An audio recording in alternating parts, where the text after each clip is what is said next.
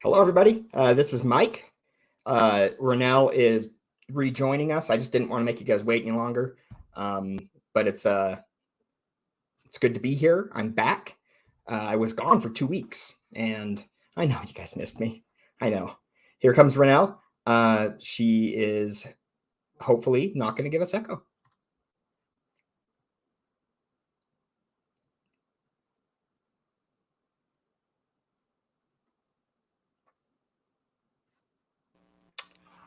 Hello? Hello? Okay, I can hear you. Can you hear me right? A little bit of a delay. Okay, I can hear well, you. We'll deal with it. Right? So I went live because I didn't know how long you're going to be. So I just said hi to everybody real quick, and we're good to go. I just said hi to everybody real quick. Okay. We're good to go. Okay. So welcome, Ranelle. I am back after 2 weeks. Welcome, Ranelle. So how are you? Yay! So glad you're here. Yeah. Well, me too. Yeah. Adjusting, Me too. having more health issues, but the burns really are having a hard time healing. So, and my throat. So forgive me if I sound, scratch my head once in a while. It really is. The burns are taking a while.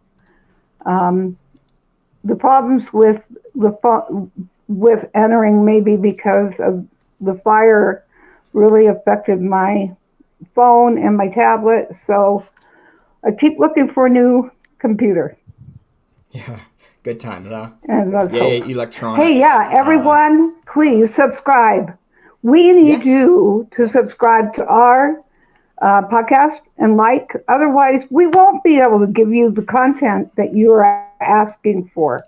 Yeah. And tonight we're going to talk about some really amazing things that I wanted to share over the many years of speaking and being with some of the best, Stephen Covey, Jack Canfield, the list goes on. And one of the things I haven't been successful at it, I think it's because of all the trauma and the tragedies I've had keep kicking me backwards, but I keep getting up. Yeah, you do. I can be a witness to that. We are going to have, I think, I can be a witness to that. So we are going to change to our StreamYard because I think what we're streaming on is not very good. Well, are you connected to your Wi-Fi? Are you connected to your Wi-Fi? I am.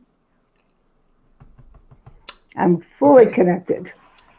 Am I connected to God? Yes. Yes, you and are. I'm connected to the Savior.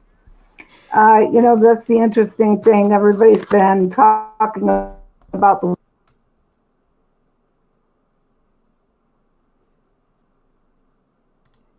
everyone. I told you that one of the wow, nothing but problems right now. Your sound turned off, Ranelle. Let's switch to your switch to your tablet. We want to talk about being fully aware. Yes. Tablet and then all. Yes.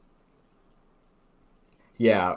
Whatever. Because everyone's still having a hard time hearing me. Whatever was. Yeah, and it's there's that delay, and then I'm hearing an echo even, so I don't know what the problem is. But I don't know what they're hearing. But we're live. We are live. It is a real live show. Hey, in the chat, guys, will you please let us know? Can you hear us? Yeah. Are we looking like frozen? I've been talking to Mike here just a little bit. Some people say, what is it? Max Headroom. Max Headroom. Do you remember that, guys? I don't know how many are my age, but that's kind of what it looks like. The jerking. Yeah. I can. Yeah, I sometimes do that. Yeah. Speaking what's scary about? Oh, go ahead. What's scary about AI is how much it is now able to speak quicker than we can get out the answer or the question. Excuse me. it Well, for comes me, out that's with not an always answer. that impressive. So, Yeah, there's so many out there. When I popped in on my site or my back area, data area, I realized, holy crap, how many AI services are on my phone. yeah, Um, and yet I don't think it's helping me a lot. Sorry, I just hate to say it. I think authenticity and our spirits are so strong. Yes, they're fast. Yes, you can get answers to questions very quickly. The writing, I don't think, is still up to par. I'm sorry, I'm just going to say that. I've been watching X and I see people writing things that are poems and artwork, and I just think the human hand has an ability to interpret the world around them better than the computer does, because the computer may have a lens of which it can see, yeah, but it does not have the spirit to convey. And this is what I wanted to talk about as well, is whatever you do in your life, we were going to talk about, 6 principles that really make a difference in your life and what gets you through hard times. For me, it was having a purpose and a mission. Recently, having those tubes down my throat in ICU made me reflect back on how helpless I felt, yeah, how this body was incapable of even speaking or breathing, because the tubes were all the way down into my lungs, and a partial part of my lungs had collapsed. So I was looking back and realized I had severe PTSD. They said I kept screaming and trying to pull the tube out. mm, And yeah, you ask yourself at that point, why am I living and why am I doing this? It seems almost near ridiculous and impossible for all the things I've been through. Why am I doing this again? And Mike, I ask you, uh, yeah. You have why? asked that very question. I mean, I'll give you an answer to that.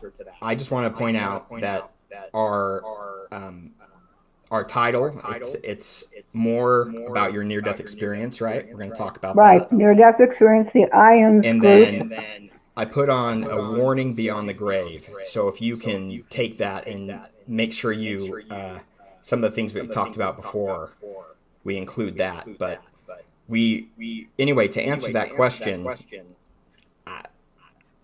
I'm glad you're moving forward, It's and there's a hard. lot of people that can be influenced and helped by by by your influence. And I think many of us, all of us, have connections. So are you hearing me in real time? I am. I'm just thinking how hard that's, I'm listening to you and thinking, gosh, am I really that strong? Are we Well, really that strong? are we on our own? In general, no. I find that that we are fragile in some ways, but we're very resilient at the same time as people. So, like, we can be. So Yeah, we I'm can. We can. yeah, But, I don't know. I've just been through so much, and I have lost my own child. I've lost a grandchild. That's like half of my family. Um, those were 2 surprises I was not prepared yeah, for, to lose both of them. Um, yeah, the house fires, ridiculous. I want to understand, and actually there were 3 fires. I really want to understand it.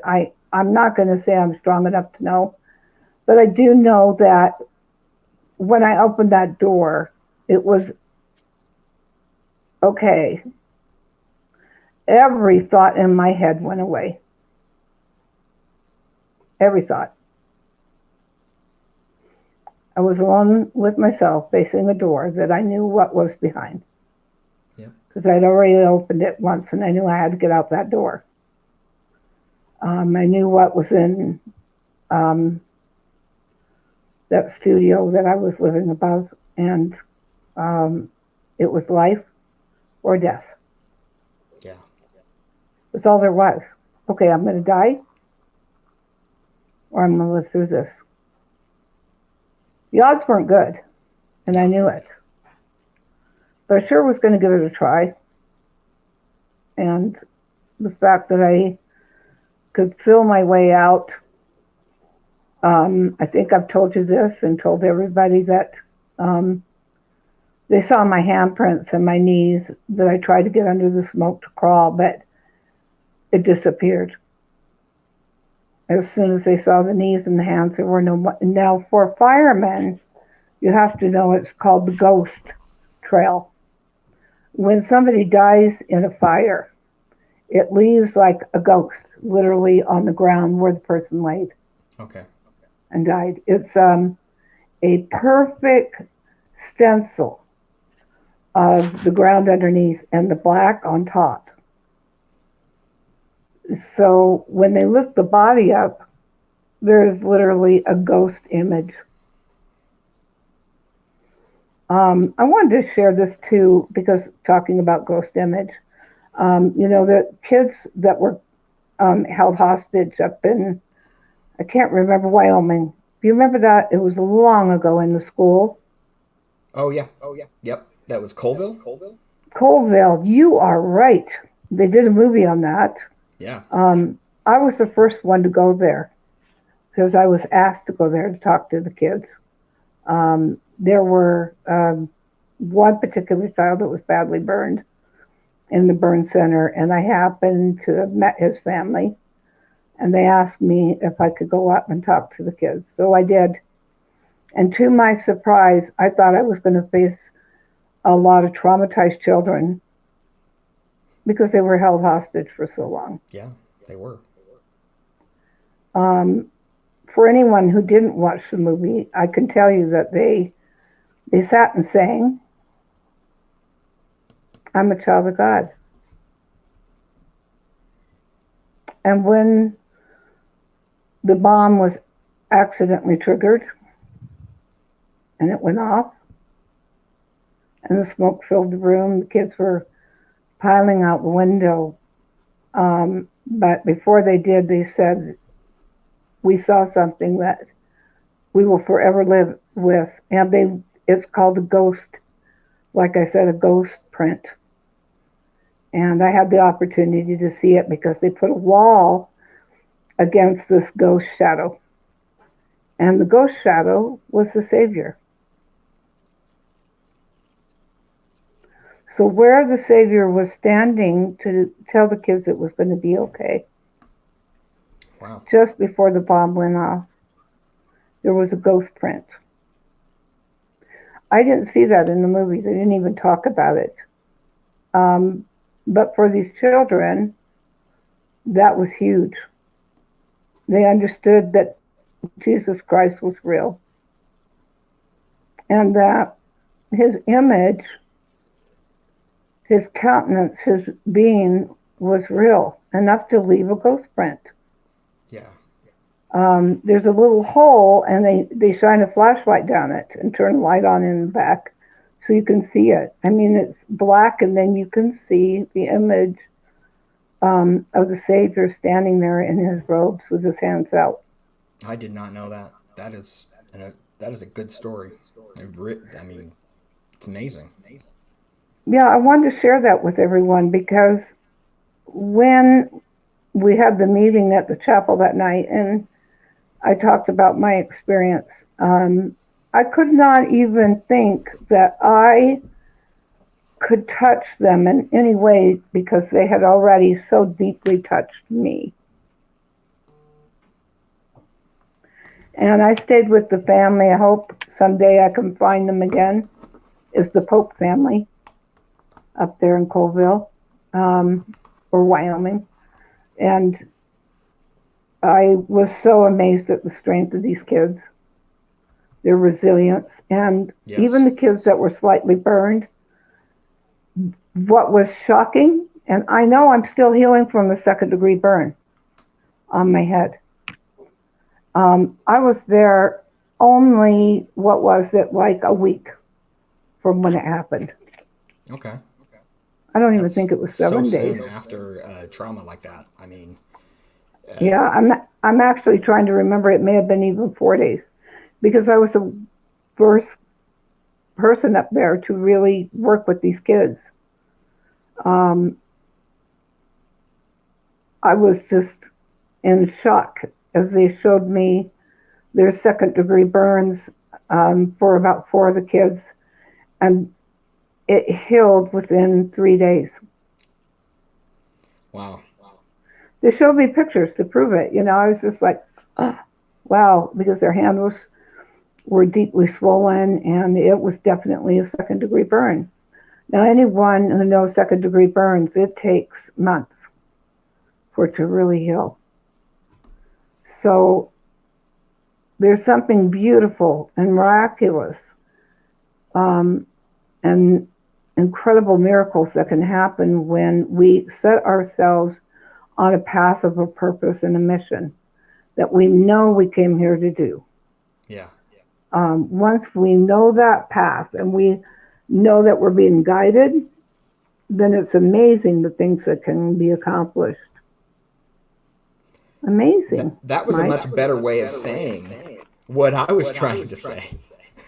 But yes, you're right. I think the resilience comes a lot of times from the external, from God and from His Spirit that can comfort, guide, and give us hope that we otherwise wouldn't have. And then on top of that, they're children. Children have a natural... Yeah, resilience. But you know what? Think about when you were a child and the traumas that you endured. Oh, I'm still amazed that they actually responded that quickly. It's not like they're not going to be affected. I'm just amazed by the love, the ability. Yeah. These kids loved each other. Yeah. The amazement of this, like when I came, they had just done a regional football. And the whole entire city came out to root these kids on when they came back from this game. I don't think they won. I can't remember, but I was so deeply impressed that so shortly after a major incident in a city like that. Yeah. So traumatizing. This is a teacher that did it too. That these kids loved each other and supported each other. The families loved each other and supported each other. They were there for each other. Community. And, we're going to be pushed. You and I were talking about social media, and today I was cleaning up my social media. Because I was cleaning it up. It was full of crap. Yeah. I opened up one Elon Musk site, right? Mm-hmm. Today I had to block 200 Elon Musk asking and requesting to be, on my site. Why did he make so many accounts, Ranelle? Scammers! No? Okay. Well, Scammers! that's messed up. Yeah. I mean, it's bad. You can tell the state of our economy by the fact that the majority of accounts in social media as a whole have become scammers trying to look for money. And I think that's moral deficiency more than it is the economy. The economy itself is it's not good. It's not good to many people. Do you But think it's a council culture, honestly? that is just an appendage of our culture. And that appendage, it might be toxic in many ways, but really it's the people, and they're corroding faith. They're corroding Moral. family morals.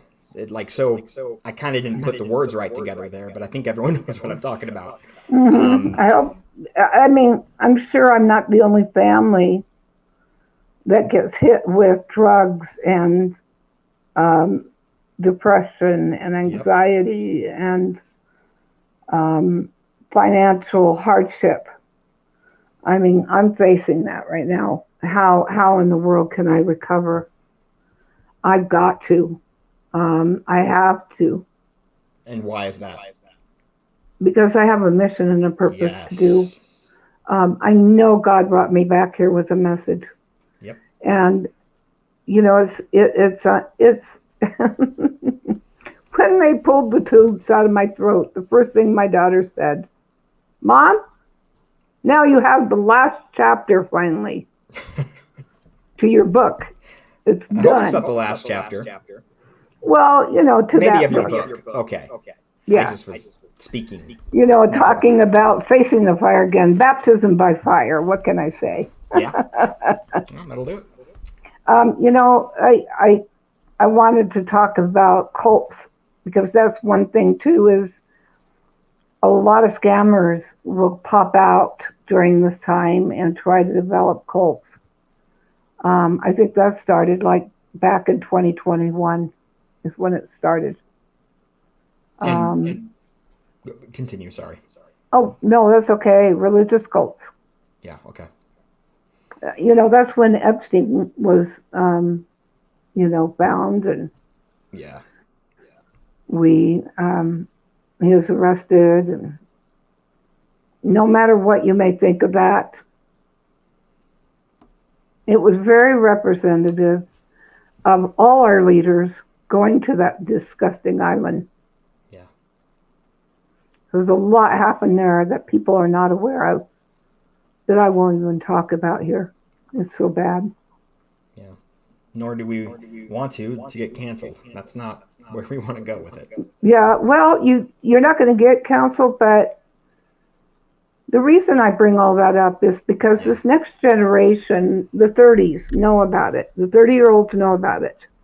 They know about the depravity that's happening. I think they're going to be great leaders that come out of the 30-year-olds. I think the young ones, that your son and your daughter, Yeah. especially the one I met that came to visit me in the hospital. Yeah. I think they're going to be just this incredible generation of positivity that comes back out of it. Yes, they. Because I'm sad that, you know, we were at the generation of which I was in, a lot of those Chicken Soup for the Soul. You know, and the incredible inspiration that came from so many speakers. And I'm a speaker and author, and I want to get back out on the road and speak. So anyone that needs a speaker, hey, I'm here. And I really have a message about endurance and really succeeding in a personal way.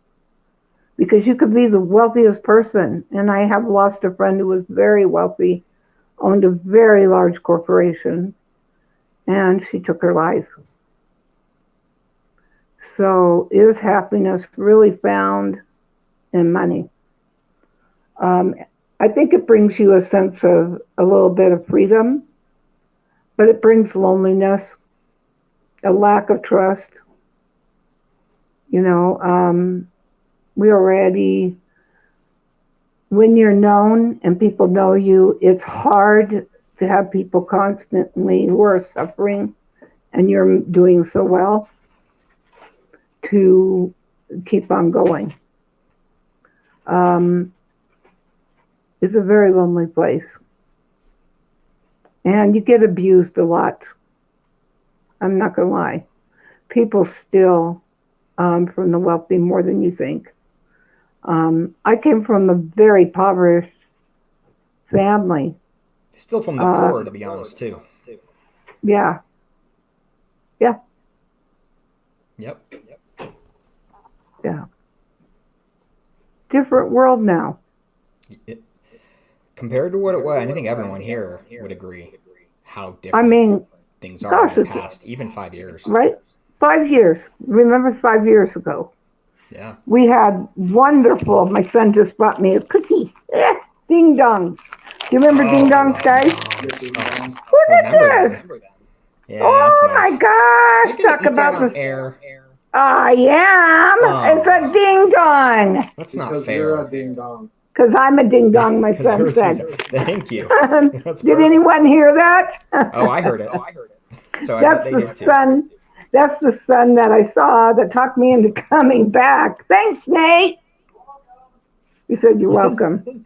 And to put a finer point on that, that's when you saw him on the other side when you had gotten the plane Yeah, crash, I and he's didn't the want to one. come back. Yeah, he's the Yeah. one. Now he I mean, says, why would you to this world compared to what the next is when you really feel and see those things? Now, I think that there are reasons, "Yeah, but look at this. it's, This is so great. Ding dongs." yeah, well, that's yummy. I'm sorry. I have I'm a ding diabetes. dong. I can't eat that. Really? I didn't know you were diabetic. Did I not tell you? I ate too many No. ding dongs. Oh my word. So Mike, I think, is my cousin. He's online. If it Okay. is, raise your hand, Mike. Say hi to everyone. Mr. Lines, Um, is that him? I think so. Is that Okay. you, Mike? So anyway, diabetes runs really high in our family. Hmm. So I have to be very careful because my sugar levels get high too. I worked really hard to stay healthy. I have this That's good. disgusting though green drink in here. I'm trying to stay healthy. I have a That's what I diet wanted Dr. to bring Pepper. about. It's a diet. That I was not endorsing anything, okay? This is Yeah, we're not not a supposed to be doing that. no. We can endorse my book called The Burning Within, by the way, guys. And do. Please buy the book. If you want to buy a nice Christmas present that's very inspirational, very powerful. For those who have read the book, I think they're online. Please let people know how powerful that book really is. I'm not bragging. I think the power of God was behind that book. The mission, the purpose was absolutely being touched by the Lord in that book. I have a I necklace agree. on, Mike. I'm coming off just the script, you know. Oh yeah, And please do. see this necklace that I have? I've been wearing this for years. In fact, there's a picture. Here, I'll put it up real close. I've been It's wearing pretty. this. And you know who gave that to me?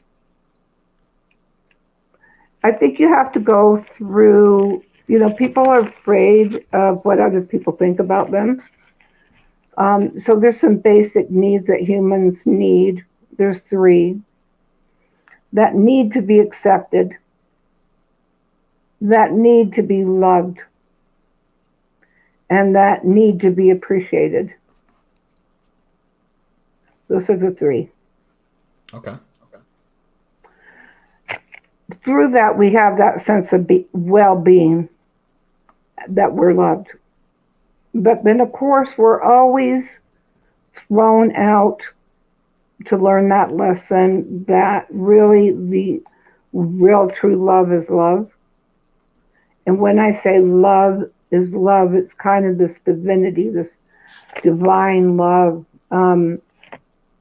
So this necklace is a man who just had been with people who approved of things that he did. He won the vote of the Republicans on the House. And the person who gave this to me 20 years ago or 20 something years ago was Kevin McCarthy. Hmm. And On this necklace is engraved, because you have touched the hearts and lives of many. And another Ranelle story. You have so many wonderful connections that it surprises me consistently. You All are a the time? consistent surprise. Am I? Yeah. I love it when he says, "Oh, it's another Ranelle story." Hey, I wouldn't say another Ranelle story. I cherish them. Do you? I do. Because it's so funny, because I guess, yeah, there has been I have friends that kind of watch my life, and some of them actually have lived with me or been around me, and they love it Did you say because, plants? no, people, Oh, friends okay. that like to hang out with me because they say, "Oh my word, your life is so weird. Things happen to you that just can't possibly happen to anybody." Yeah. You know, it's just story after story after story, and they're involved. They're on this journey, and it's a test for them as well. I mean, I've lost two husbands, Mike, Yeah. that I've went through a divorce with, and if you look at me, I I, I don't see my scars. Um, I don't see it, but they do. It hurts. We hurt. We Yeah. want to be loved and accepted and appreciated, and um, both of them said they couldn't love me because of my scars, and ultimately that's why they left me. The Yeah. second I one don't see said, it anymore myself, but it's uh, the second one said, when I look at your scars, I'm used to it now. They look like freckles, big freckles. How about just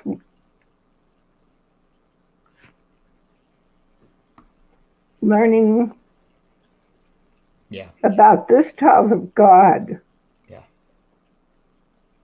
I saw a beautiful scene today, a family that was abducted by Hamas, um, in one of the kibbutz, and they had 6 children.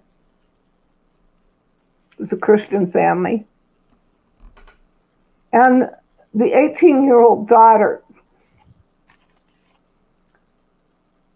in front of the family and streaming, was shot in the head. For anyone who understands that, it's not an immediate death. And I hope not many understand that. Yeah, but I was shocked as they held guns. They weren't allowed to love her, but the dad did. The dad took his daughter in his arms, and he kept on stroking her hair and loving her. And there was such a peace that came over. Um, it was undeniable over his whole being. And that's what I mean that AI can't give you. I think AI is going to cause a lot of serious loneliness. On I top of can the loneliness that already really exists. exist. Yeah. Well, yeah, we were told don't talk to each other, and what, we're under a COVID restriction right now. In fact, I don't know if you know this, Mike. My daughter just got over COVID-19 again. Oh, I didn't know that. Yep, she got COVID-19. She's trying to heal right now. Yeah, Um, it's so rough. yeah, it's a rough one, Yeah. because it affects the immune system, and it just plays havoc with the body. Both me and my dad got it basically at the same time. I got a little bit after him, if you remember right. That's how he died, right? And so than wait I a minute. had. We can't just run over that. I knew your dad, and I told you that I had told your mom that I knew he wasn't Yeah. going to be around long. He had to be one of the most noble fathers, one of the most noble souls I know. If Mike, my cousin, is online, that's a noble father. You can judge a person by their actions, by their intent. We were talking about that. Yeah, we were. What is our intent? That matters. It matters. Yeah. But Elon Musk. Speaking of 200, Elon Musk. I can honestly say that man is a king in my world. He's a hero. He brought 11 children into a struggling world. And I've watched him with these babies. He's an incredible dad.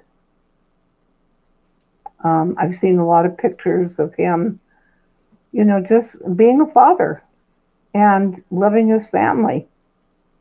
Can you imagine sitting on your birthday and all of the kids are sitting around the table? 11 kids. Yeah. And what a powerful, powerful experience that you are leaving a legacy. Yeah. There's another wealthy man that I became close to, and his name is Phil Morrell, and it's wonderful because he's now set up a foundation called the Phil Morrell Legacy. You have to see that your life has meaning and purpose. You're leaving a legacy, even though you may not feel you are. You're leaving a legacy. And let me tell you, I think the greatest and one of the most underrated legacies are, of course, our children that we leave, and not just on this generation, on what they can bring to the people around them, which is there, Right. and not how it even makes you look. Who cares, right? Because it doesn't matter. It does matter. It does. Okay. I'm not gonna lie. Okay. It matters in Somebody's some sense. lying or gossiping can ruin your life forever. Isn't that true? Well, that can, especially if you're in a public position type thing, and it can also it causes hurt. But my point is that I've seen families not talk to each other. Oh, I mean, I bet a million. After something somebody said. Oh yeah. And not spoken for years. And which is I can say that within my own extended family. My ex-husband, first ex-husband, his mother did not talk to her own sister for 45 years. Well, that's on her. 45 years. That's on her. It doesn't matter what the person said. Yeah, it's like, well, why did you not talk to her for 45 years? Well, she said this and that when I was in the kitchen, and I'm sorry, I'm never talking to her again. I'm like, this is your sister. Yeah. There's something about blood. There's something about family and unity. And we need to pull that around us at this time. Mike Woodruff, my cousin, has faced losing his own children, from illness, physical illness, and his own daughter, and I watched him. She was very disabled. She had an actual growing disease, where you grow real tall.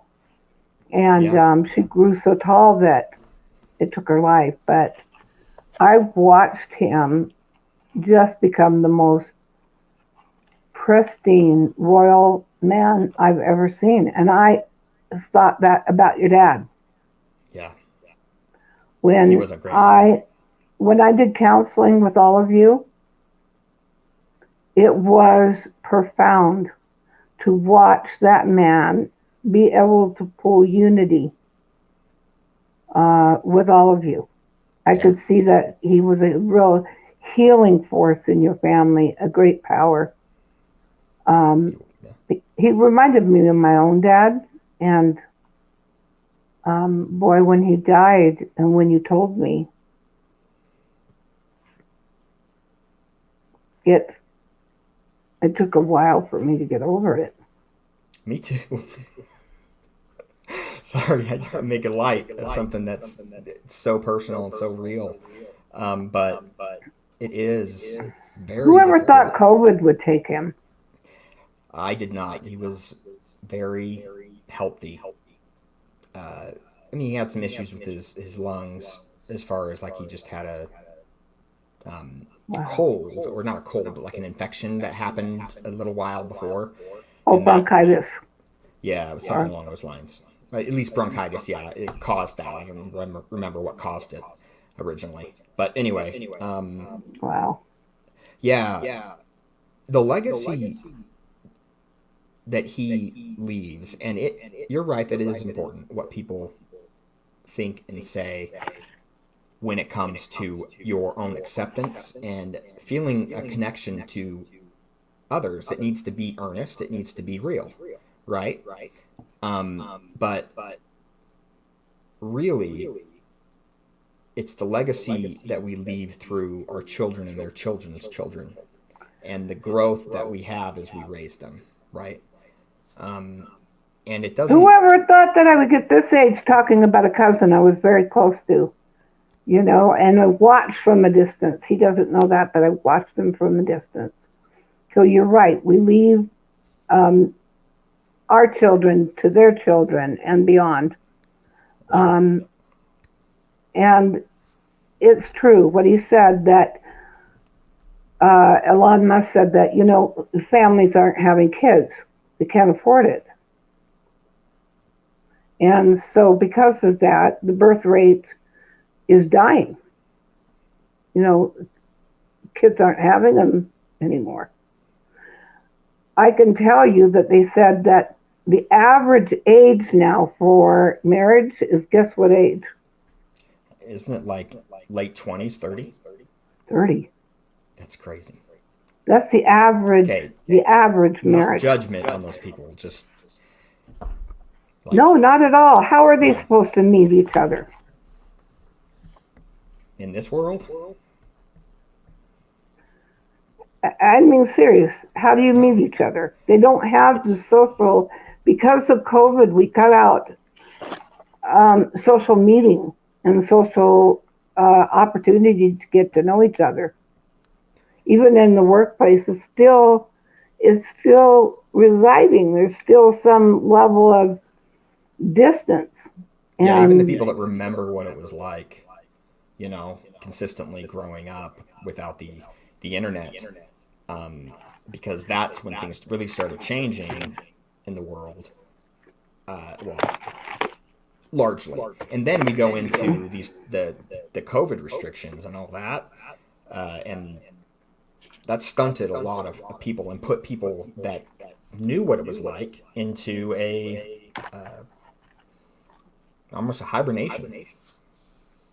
yeah, I And did. And speaking of hibernation, I talked to you about what happened at the butterfly sphere, right? yeah, That I had. Yeah, anyone that wants to, they can go to my Facebook page. Please drop a note and say hi. By the way, um, a butterfly had that. Those big blue ones that come from the uh, Amazon from Panama. yeah, Well, this one was gold and dark purple black. The wings were huge, like the blue ones. okay, And this, I had my hands out talking to the young lady that worked there, and I said, "Do you ever get sick of this?" Because I couldn't. That would, to me, would be ideal to watch these butterflies all day fly. Um, and I had my hand on my lap, and lo and behold, that big butterfly came and landed in my hand. And mm, for over an hour, I had the opportunity to talk to that butterfly and feel its creation. And I was telling this young lady that this butterfly had lived to leave a legacy for many probably who got to see it, touch it, feel it. And I get the honor of having this in my hand. And I said, I think it's dying because it would have, shakes. And I remember watching butterflies as a kid. By the way, how many kids get a chance to go out and play anymore? Really? Not without being very closely watched. Right? Yeah. You don't get to. It depends on the neighborhood, but yeah. I mean, my dad was a scoutmaster for 20 years. So I had the opportunity to get out and be in nature a lot. Mm-hmm. And I never thought that my near-death experience would bring me to a level of understanding that water speaks. People used to think I was cuckoo until, quantum physics came into place. We will watch the time barrier, by the way, be broken in our lifetime. Simple time travel as an observer will happen. Because once we get past the imagination of our minds to realize that what we imagine is something that is real, as Einstein said, everything that we believe in our imagination is created. It manifests outside of ourselves. In fact, my son said to me about the house fire, well, Mom, what's going on inside of you? That's bringing this back. And I thought about it deeply. And it's always that desire for me to cleanse and began. You and I were talking about that. So we're going to move on to these principles. I have ADHD, as you can tell. Could you tell? No. I have adult dyslexia and ADHD. Bad. And the only way... yeah, I lose my keys consistently. I've been on the phone when that happens. Yes! Where did I put that? And my kids are so tired of it because they think that I accuse them of stealing it. And I'm like, no, I just simply don't know where I put it. Or what was I talking about? And whoa, we were distracted. Wait a minute, let's get back to what we were talking about.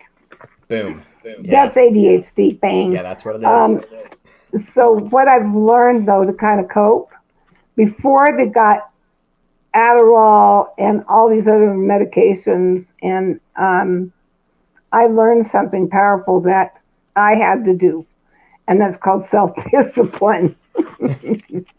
Using Post-it notes everywhere. But this is an old Japanese thought that I think really works, and that is because it worked for me. It helped me to learn to read because I couldn't read and stay focused on the book. Any book. I would get past 10 pages and throw it down.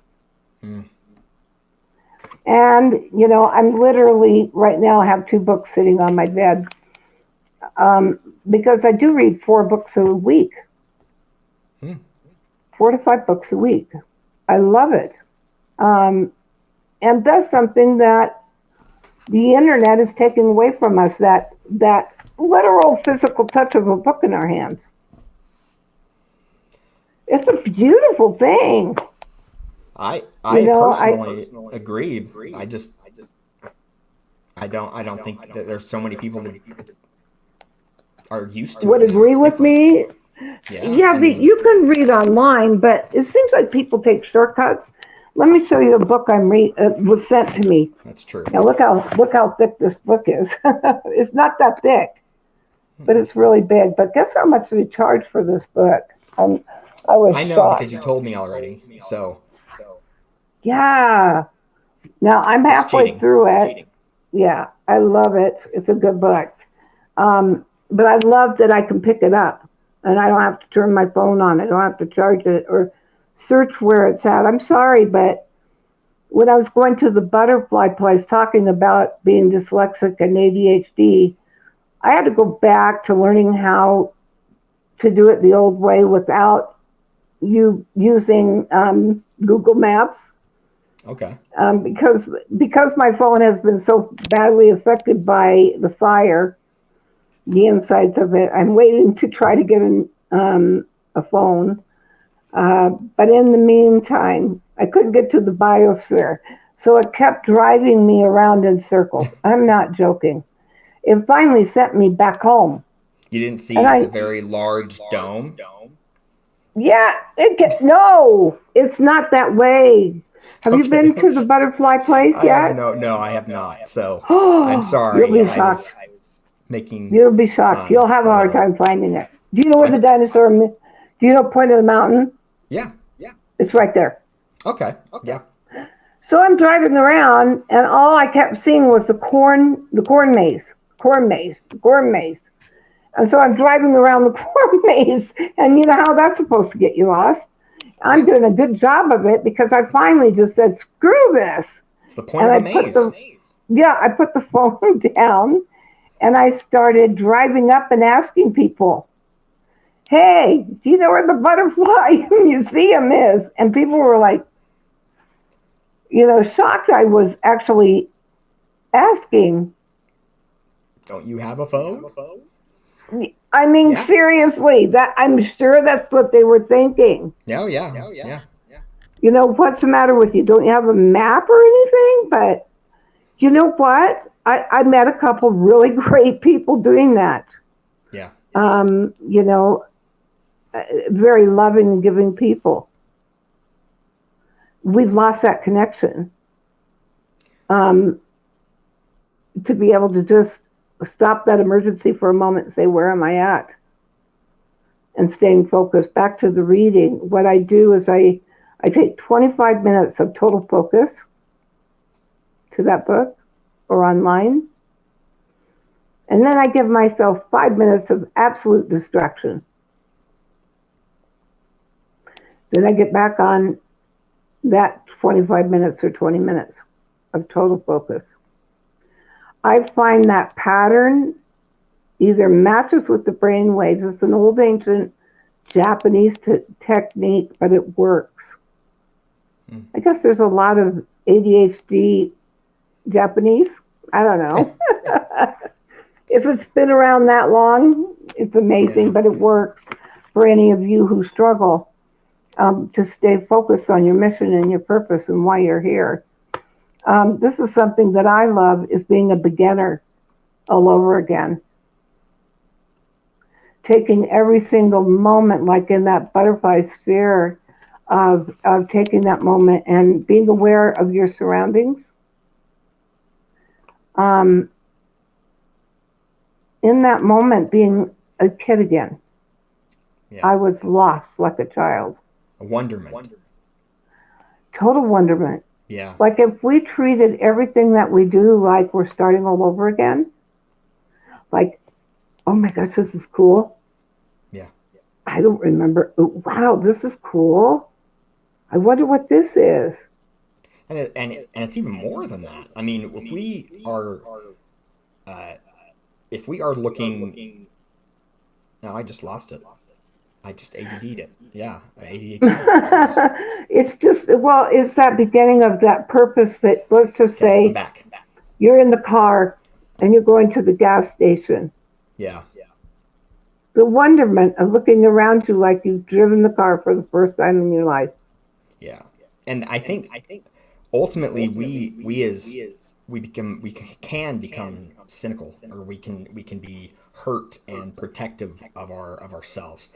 And what ultimately happens with our wonderment, and I think it's, I hear the echo, so it's distracting. Oh, okay. I'll tell you what. I'll talk on the wonderment and the distraction bit. So this, I'm not going to say the name, but one of the things that I learned from this individual that I don't know was fake or not, was that I learned that this individual is precious. And he was so kind to me because he kept offering help. And I said, no, I can do this on my own. And the thing that I loved that he kept calling me is Queen Pride. It wasn't sarcasm. Yeah. It was the reality of sometimes we let our pride get in the way. Yeah. I can do this on my own. I don't need anyone. Yeah. I see it as something that's been crucial in my life is to have that surprise, hope, imagination. Yeah, it actually creates innovation. Yeah. So if you're looking at everything like I'm looking at right now, this phone, trying to figure out why I bought a mic for $2. But it's kind of cool because I want to know how it works. That I am sitting there talking on this little wire, this tiny little mic, right? Mm-hmm. That's reaching the world. Is that mind blowing? Because when I grew up as a kid, I remember mic being a big thing, sitting on a stand that went, and anyone talked on it. Remember? Oh, I remember. Yeah. And people will go, okay, just a minute. I know as a speaker, I had to deal with that a lot. I had to bring my own mic because of the squealing problem. And honestly, I had it on the wireless works, in the very first beginning of wireless. I think I was one of the first. And I remember the wireless mic that you would put on your pin, on your lapel, near your mouth, would hear every little hair. Yeah. Well, I want to talk to you about love. then you pass an empty zone. Yeah. Yeah. And to think that this $2 little wire is literally talking to a world, just absolutely, it's so cool. Yeah. I agree. Technology has been an amazing blessing and curse, right? But I do want to touch a little bit personally when it comes to the wonderment. Our lives are filled with difficult things. You just look at the world right now, what's happening. Wow, And yeah. look about the wars and the pain that you can really see. We're in World War III right now. We're in the process of. Go ahead. Sorry. So that's okay. We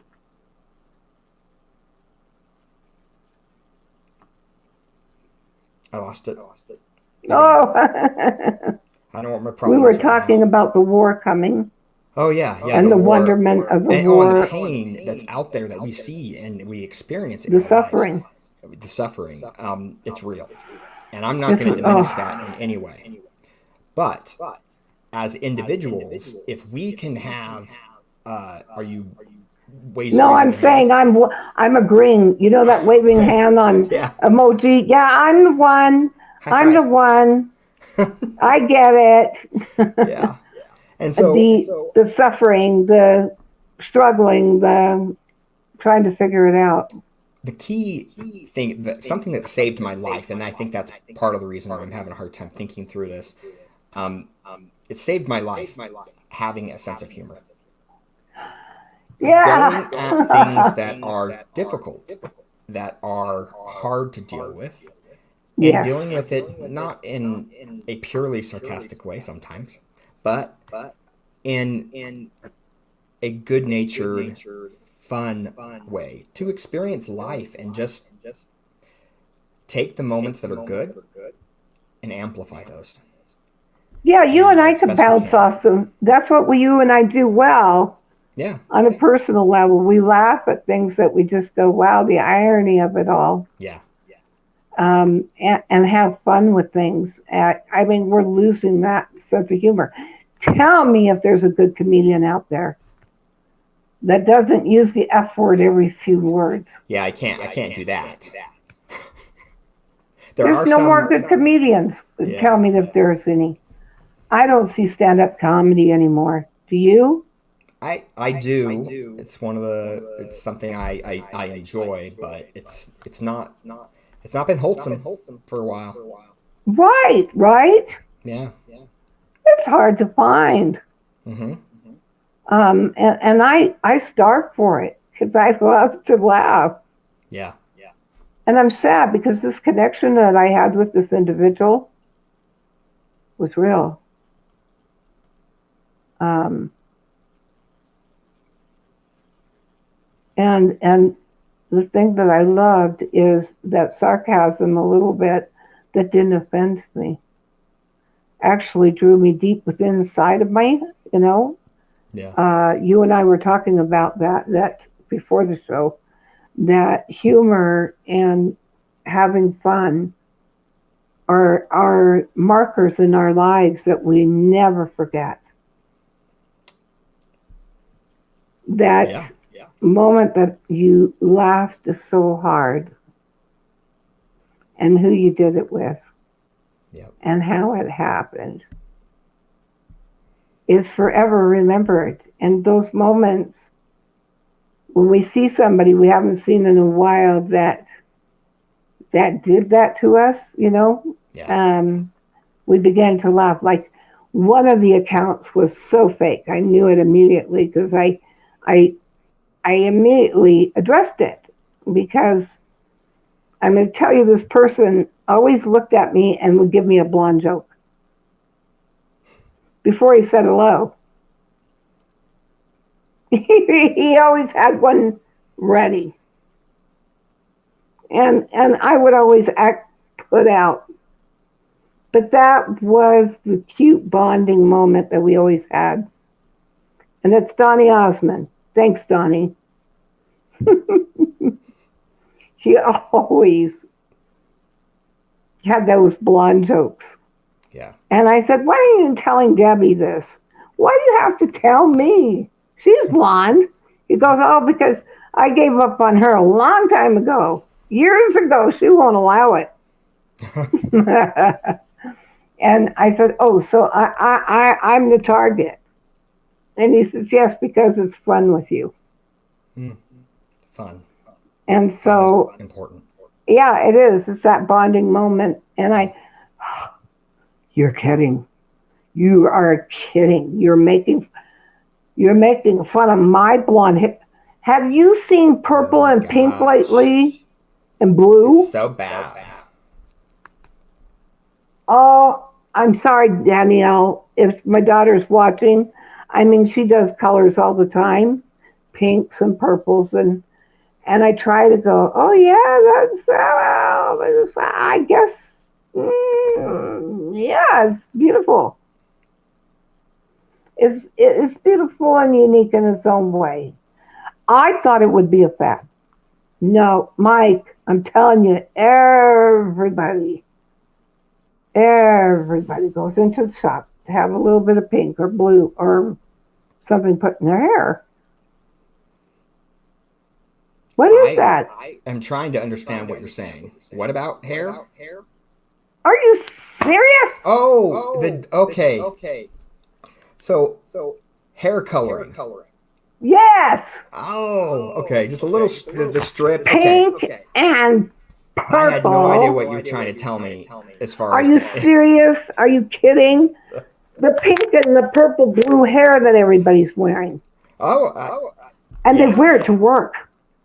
Oh yeah. I see more unique, bad color striping at Walmart. Walmart employees must go all to the same salon. Well, I will say the younger No generation, offense. even starting with my generation, it it's a show of individuality that people want to do that kind of thing. And so I understand that actually. Mind you, it can get carried away, and there needs to be, if it gets in the way of, living, having relationships that are good, it's a problem. Like, or if you're not being professional in a job, that can be an issue. Well, the question is now, has coloring and tattoos, we're going to have generation of smeared skin. I swear to you. They'll all be in, I was going to say good company, but mildly good company. Did you get a tattoo? No. Oh, I thought you were saying you did. No, not that Being scarred, I would never do that to my skin. If I did, I would love eyebrows because I did try. I don't know if you can see it, but I tried and it didn't work. Can you see the white spot? Yeah. And they tried to tattoo eyebrows on. That was a joke.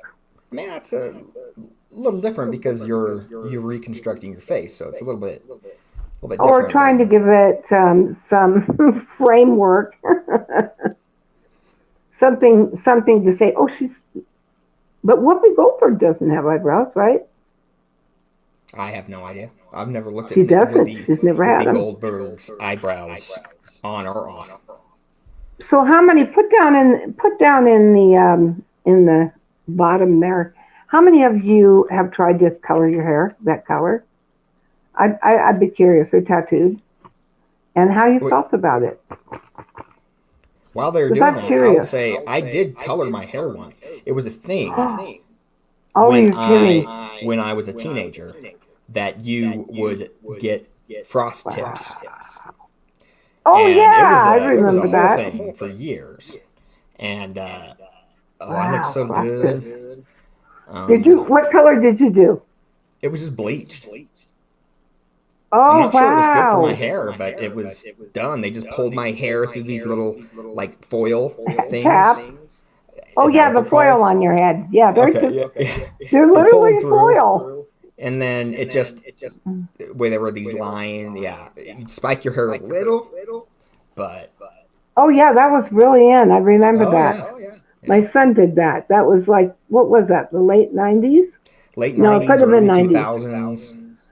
Yeah. Does anybody know? If you're in the chat box, please let us know. I'd like to know. I know I did it. I mean, but not purpose. It was, I remember that time was the time the hair was starting to struggle, so it became real natural. Mm-hmm. I had natural tips. So from trying to go platinum to blonde, and now this is natural. It's called natural gray. Oh. Like it. I'm mixed myself, but I think it makes me look distinguished. We're getting older now, and it's starting. 40. 40. I'm starting to notice. What's scary is my generation is looking like finally getting to that point where we're looking old. Yeah, the boomers. Oh my gosh, we're looking old. I'm at the end of the boomers. I'm right on the. About that. This is a trap. You're setting a trap for me. To get you to tell how old you are.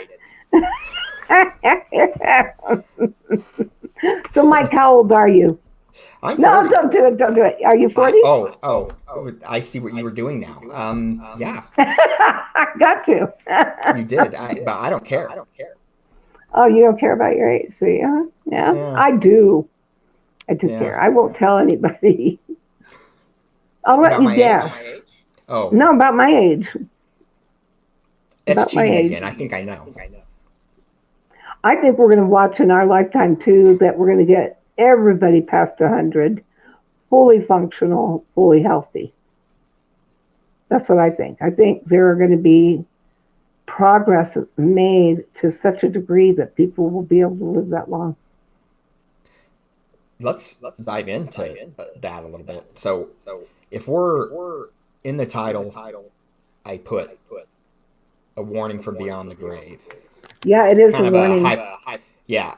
And what I really want to discuss is what you saw, what you when you were on the other side, you had Yeah, died, yeah. and then you came back. And One time of the works differently things, there, so you saw many right, things. I did. So let's get into that.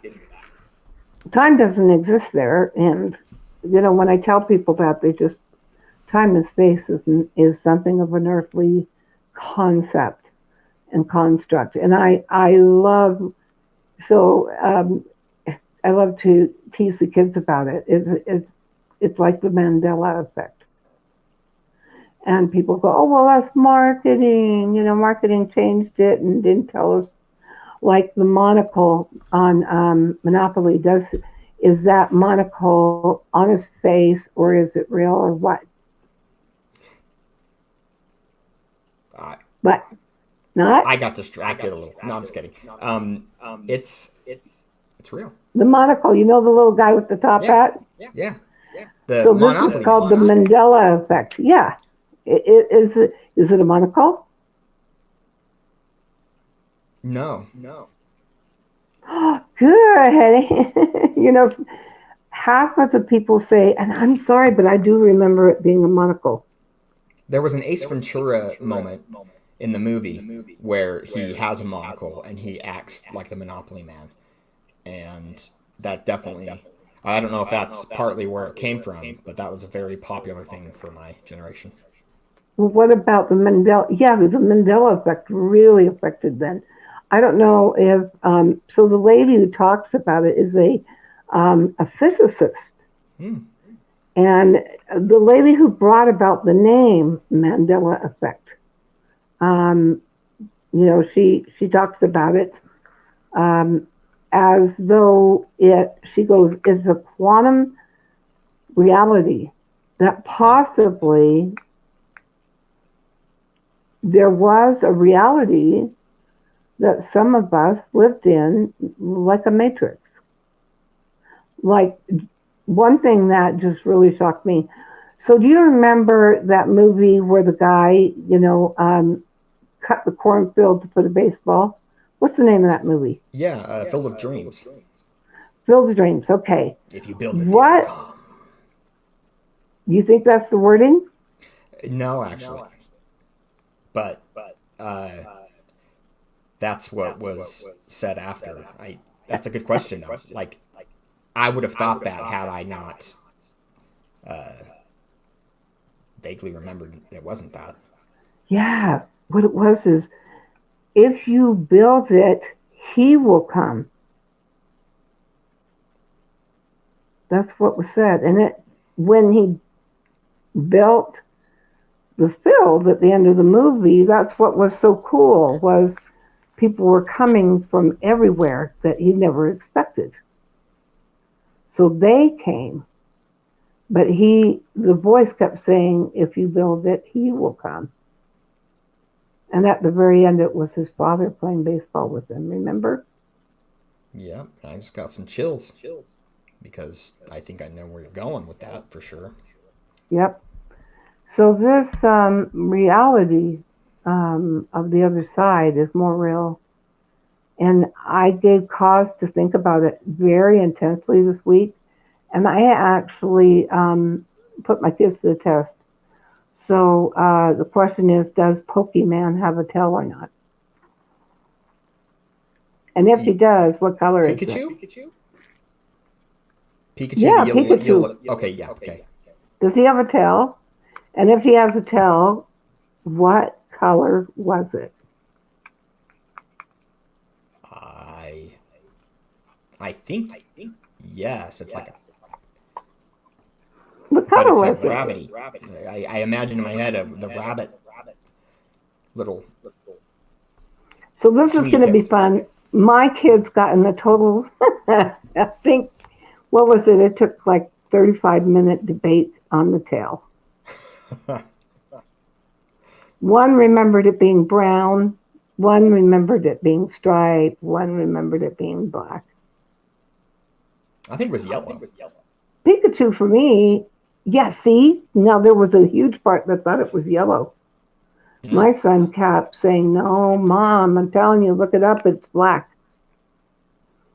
So the beautiful thing that she said at the very end, which was like so powerful, because there's a huge list of like Jiffy. That's a popular one. Um, was it Jiffy on the label or was it Jif?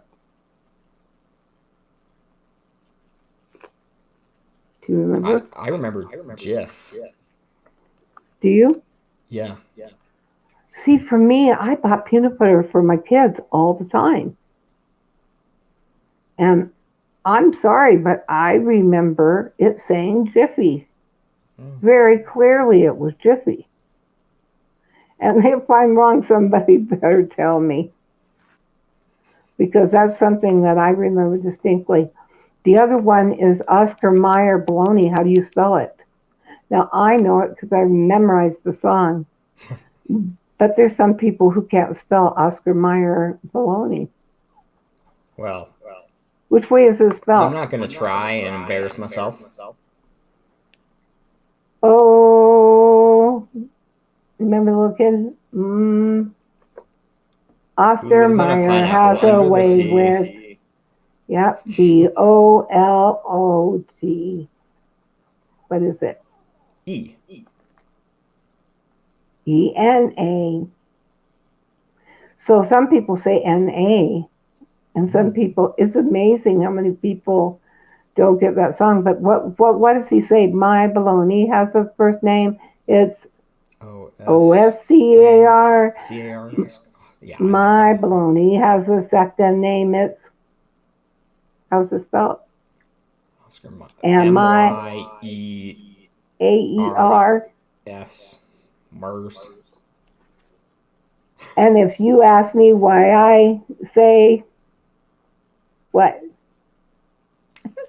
Oscar Mayer? Oscar Mayer has a way with BOLOGNA. Yeah.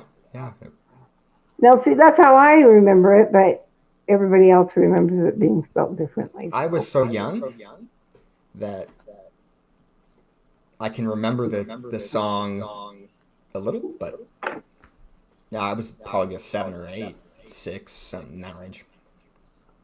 Oh, that song? Well, I don't think I was much older than you. I think I was about 10. When it came out, just carried I wanted to prove to everybody I could memorize that song. I'm not really good at it now, but I remember that little kid. What was he doing when he was singing that song? He was sitting on a pier on a lake. I got nothing. Playing with his baloney. Now, there's some people who say, no, he was in the kitchen with his mom.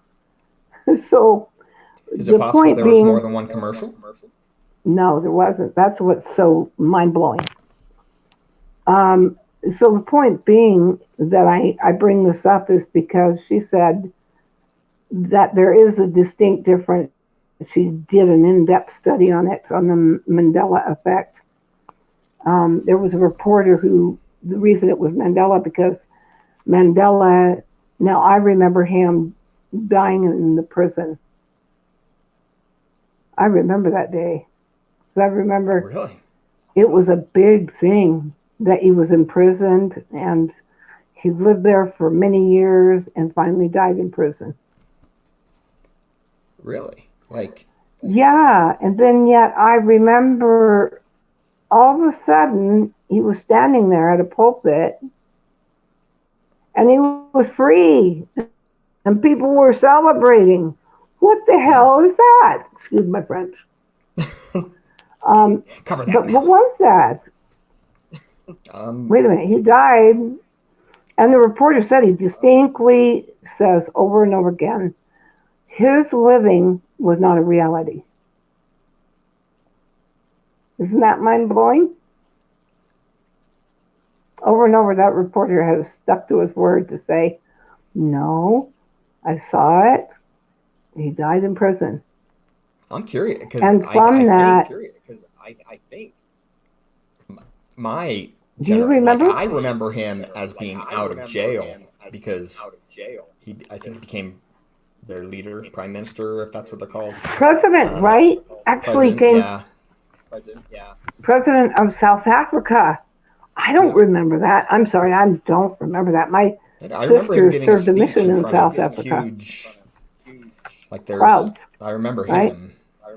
Yeah. So I mean, I but remember him I wasn't holding a there when communist you're flag. saying, yeah. And that was probably what, in the early 80s, late 70s? I think that's when the study started, and she did it for a long time. I think she said it was 25 years. She said she did not do it to disprove it. What she did was the opposite, was to prove it. To prove that it happens that way, or that he was alive? That it happens, that this effect happens, and then how did it happen? So she took it from the point of view of the beginning that we were talking about, creating something like you're doing it for the first time each time. And she said, I always treated it like it was a surprise, because it was. But then how did it happen? How did it come about? And she goes, I wanted to prove that my reality was real and that the other person's reality was real. But how did it happen? How can two realities be real at the same time? Coexistent. And here, if we get to that point, which I think Elon Musk was talking about, the singularity, that AI and the computer will become so one that it'll hit the point of hypnotizing us into one reality called the singularity. Yeah, it's already. Look, how many of us can go without the phone? I remember when a phone was attached to a wall. But now I can't. Yeah. I can't go outside without it. I can't go anywhere without my phone. Yeah, it's part of us now, largely, and it's complete. It's a. Well, I love what he called it. He said he calls it a cyborg. We're cyborgs because we're controlled by that phone. And that's really what the singularity is it's the machines getting to a point where they can self-teach themselves and contain and grow. And so at that point, then we can't stop them, and that's where it goes. Yeah. But here's the deal that I love about the singularity and the Mandela effect. Here is something that may change the singularity, that I have a little bit of a different view from someone that wants to prove humanity and wants to prove that humanity will always overrule. Because I do leave my phone now at home. I don't want to be a part of the board. I do. After she said, look, what I learned is that our thoughts, a group of us, will change reality. Now, isn't that mind-blowing? Yeah, in the context of what you're talking about, yeah. We change reality. So the Mandela effect is about coexisting worlds, of changing and splitting realities that probably always happened. Probably more so, before we had the internet and television. What happened to the mind line? That's what the singularities done to us. Do you know what the mind line is? Mind line? Yeah, I used to call it the mind line. What is it? Okay, so without the phone, there was no way to contact people, right? You couldn't leave a text. You couldn't send a message. Oh, yeah, I remember that. We used to do it with our minds before this happened. We used to go, oh, I was just thinking about you. Or, man, you were on my mind all day. I've had people from this fire say, I haven't thought about you in a long time, but the day before the fire happened, I couldn't get you off of my mind. that breaks us into changing reality. So let's take it back to the near-death experience, is that what it does is we as humanity create space and time, not vice versa. Yeah, our perception of it, right? Our perception, the way we see it, so we create it with Right. our minds, because what we see is not actually what is there. So they will get to a point where they can do it. And I get the physics of it because I've studied the physics. We are literally acting out, if you understand string theory and quantum physics, we are acting out what we created already 2 weeks ago. Think about that. In theory, yeah. No, this is quantum physics. This is actual reality that they absolutely, quantitatively can say that's more of a reality. Yeah, I agree. It's just a matter of, is it a 2-week time period? The details of it. The details are there. We actually have already done this 2 weeks ago. And our bodies and our spirit are acting out what we already created before. And if you understand that I saw my son before I came back, meant that I created that moment and set up that moment probably knowing I was going to die. And it would take seeing my son creating that he would bring me back to that moment of coming back out of time and space into reality. And I don't think that's sorry, go ahead. He was asking me in a place that had no time and space. Think about it. When we say eternity, isn't it more comfortable? Eternity. Oh, yeah. We're like a fish out of water here on Earth, the way I feel. Yeah, families are forever. Mm-hmm. We are forever. We are eternal. We are more so than a machine.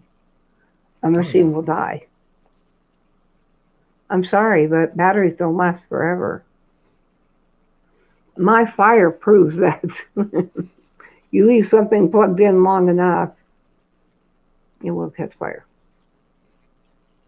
So that's what they think may have happened. And that's not to say that there isn't a guiding hand that's a higher power, right? That is guiding. But wait a minute, what if we What if we agreed with him to do that? Yeah, that's what I believe. I think it's in tandem. Yeah. So it's the intent that divinity worked with us, or the divine, or our family members, or their loved ones who passed, work with us as guardian angels. And so I'm not going to lie, I can't deny this because I saw it. And too many people for many years, this goes back thousands of years, entities that are dark. When you are born, the darkness assigns to dark spirits. And when you're born, you are assigned to guardian angels. Based on your intent and your life and how you live it, you're given more guardian angels. Okay. Does that make any sense? Yeah, it does. So do you feel that? And you know this is true kind of get a feeling. You saw it. Oh, I absolutely did. Yeah. I have felt it. There's a reality there when you speak it, and when it's a knowing. Yeah, isn't it? It's more of a feeling and a knowing that you remember something really peaceful. Yeah. When I was laying in that bed, totally helpless and that's not the first time I got COVID-19 and was intubated then, and then I was intubated with the original fire. So that's why I get hoarse so quick. I remember feeling the hand of somebody holding one hand and the hand of somebody else holding the other. And I asked the nurse after they pulled out the tubes, I said, so my daughter was on one side, but where's the person on the other side? And the nurse said, no, it didn't work out that way. No. Your hands were tied to the bar. Well, how would I have been able to hold someone's hand? I said. I mean, seriously, where is the hands that were holding mine? I was holding somebody's hand. It was warm. So, yes, are angels possible and miracles created? I absolutely think we create them before they happen. I The think miracles themselves. Yeah, I think spiritual maturity allows you to see all living. And as you accept and become like a child, to sit down, I remember, and he passed away from COVID as well, is my dear friend who was a shaman. I'm going to cry. Please don't cry right now. I did a lot of sweat lodges with him. His name was Julius Chavez. And he was the most famous and well-known healer and shaman with the Hopi and the Navajo, but mostly Hopi. And I would go to the sweat lodges, and I saw things in those sweat lodges. I died in one of the sweat lodges from the heat, but it was purpose. I created it. When I came to the sweat lodge, I decided to dress in white. Don't know why, but I had a white shirt on and a white dress to my ankles because he required it going to all the way to your wrist and ankles. I went into the sweat. It was brutal. But just before I, cleansed myself with the sage, and by the way, that's a baptism. If you're wondering why they do that, that's to clean all those dark entities before you go into the sweat lodge. And it's very much any temple or sacred space, we do that. There's a ritual of cleansing. Yeah, there is. So if fire is a cleansing, perhaps I'm going about this the wrong way. What do you mean? So physics says that the Mandela is real, and what we think is what we create as a united whole. The power of two versus over the power of one. I died in that sweat lodge. It was just too hot, and I passed out and died. My daughter was in there with me. But before I got in, after I closed myself, I looked up, and there was this beautiful hawk sitting just above the sweat lodge. And Julia said, yes, it's been waiting for you all day, because I have been setting the fire. Everything I've done has not scared that hawk off. And it should have. It was a huge one. So that was definitely a female hawk. And I had a nickname at the time called Heavenly Hawk. And when I died, he lifted up the door immediately. My daughter was screaming, call 911, get my mom out of here, go call 911. And he knew reality, and he knew death, and he knew life. He'd seen it many times. And what he did, apparently, is what I was told, is after he opened up the blanket, he said every bird that you could imagine was just outside the sweat lodge. Every bird you could have possibly imagined, physically. He said, I manifested it. He told my daughter. She manifested this because they're carrying her into the next life and they're going to bring her back. So you need to learn to be patient, Danielle. You need to let your mom come back naturally. Don't. She will come back.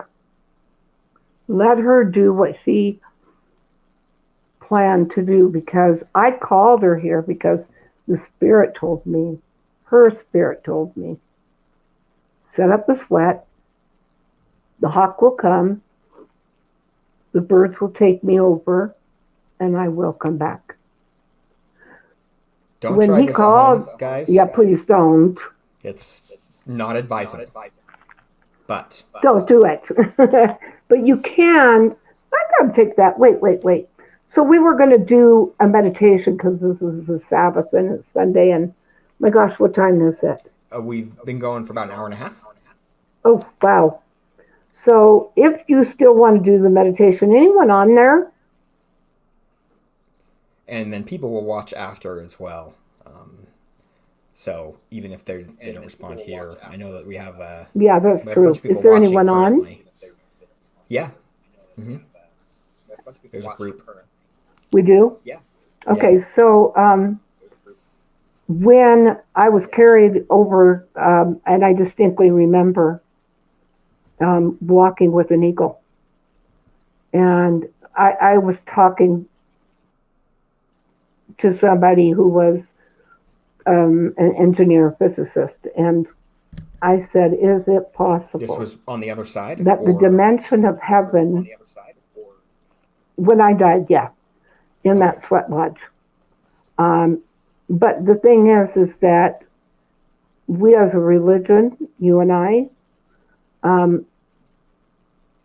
was told in something that we call a patriarchal blessing, that I needed to have that proof within my heart and mind that I actually died. It wasn't something I made up.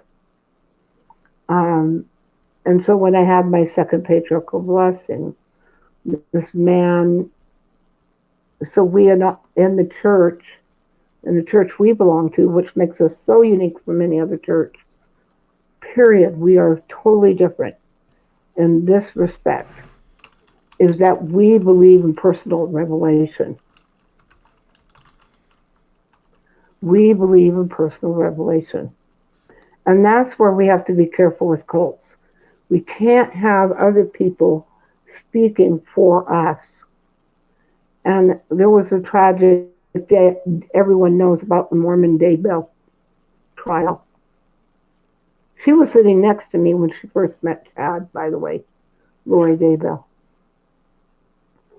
And I remember feeling that dark spirit that lingered, that heavy spirit that lingered on her. So the question is, can you die and come back? You know that we did that last Sunday, that meditation where you could go to the garden. So heaven coexists in dimension on this earth, and it is a reality. It is not some far off place. It is a dimension here that we know that God is our Father. We are His children. We were brought down to the lowliest state so that we could grow. We chose it. We chose it. We chose this.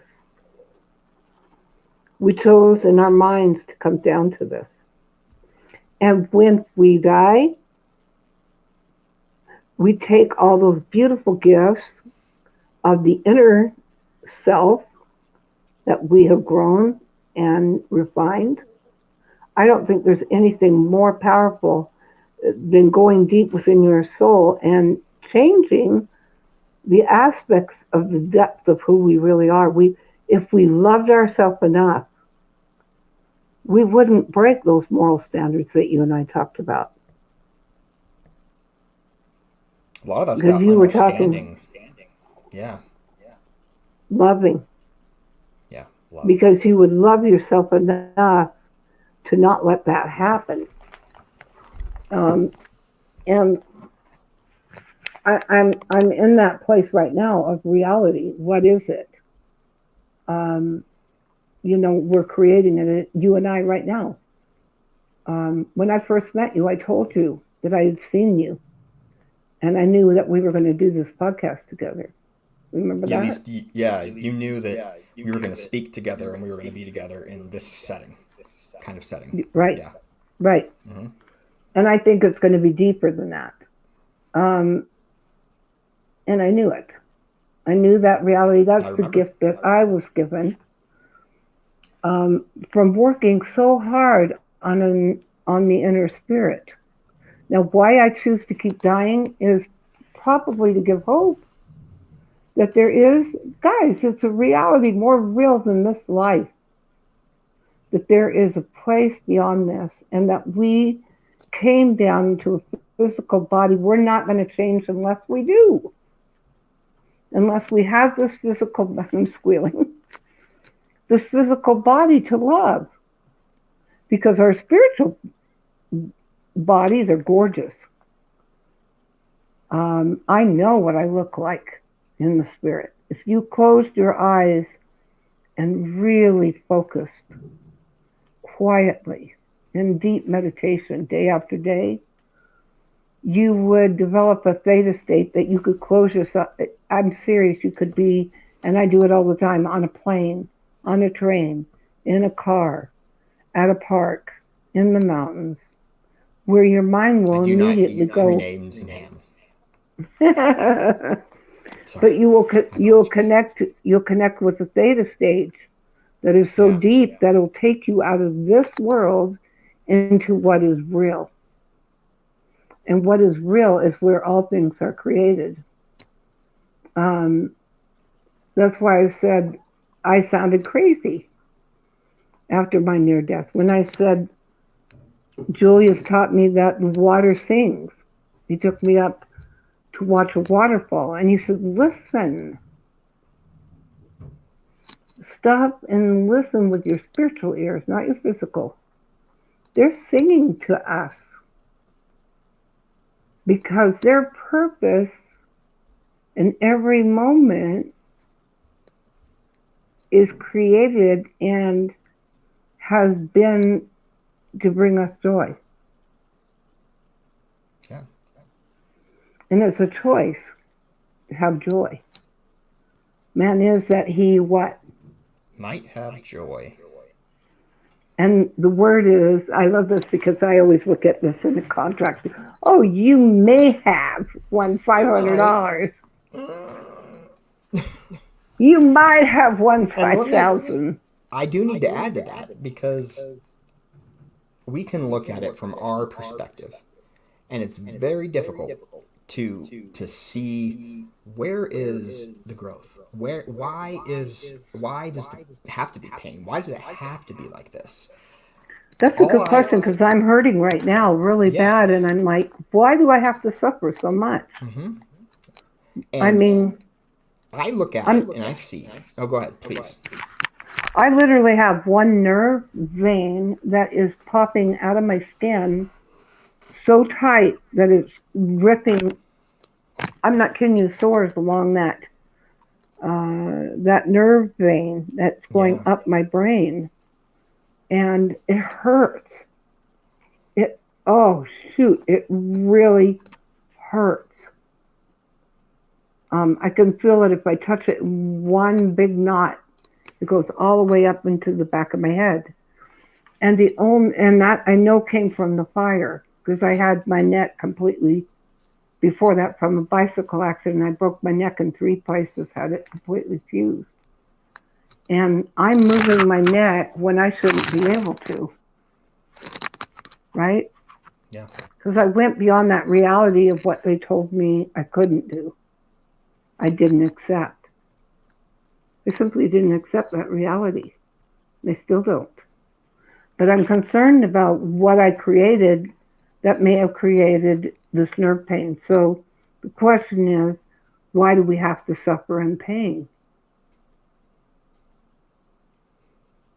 Why? Well, because, and there's fluffy answers. There's things that I could say. But ultimately, it's about accepting not just our own reality and trying to force our reality. The pain that we feel forces us to evaluate, forces us to have to deal with it, right? And so there is growth that comes from it, just in the patience that you gain. But it doesn't, and that doesn't diminish the pain. It doesn't diminish what we feel, but there is hope. There is a better life, a better way. Now, I believe that we should not try and force our will completely upon the things that are around us. I think that can destroy, because we don't have proper perspective. No, we don't. It's called look, it's an awakening. When we get to a spiritual awakening, when we realize they're there, the coolest thing that you begin to feel is a incredible humility. There's this humbleness of not connecting, but connecting. Does that make sense? You honor that. Yeah. It's sacred. It's beautiful. So you don't want to disrupt it. You wouldn't take a beautiful rose and go over and crunch it, would you? Well, some might. They do have thorns. That's probably why they have thorns, so people don't crush them. Well, exactly right. Well, you get what I'm saying. The point that I'm trying to bring about is that when you recognize how beautiful and sacred something that's the moment you honor it. And you leave it alone, but you take from it what it's giving you. It's a pearl. It is. It's a mystery. Yeah. I've had mysteries given to me that I've actually seen and go, wow, what was that? And I've shared some of those with you. I've seen some things that I'm still trying to wrap my mind around in this reality, in this world. That if I told you, you would think I'm crazy. Just the beauty is that science,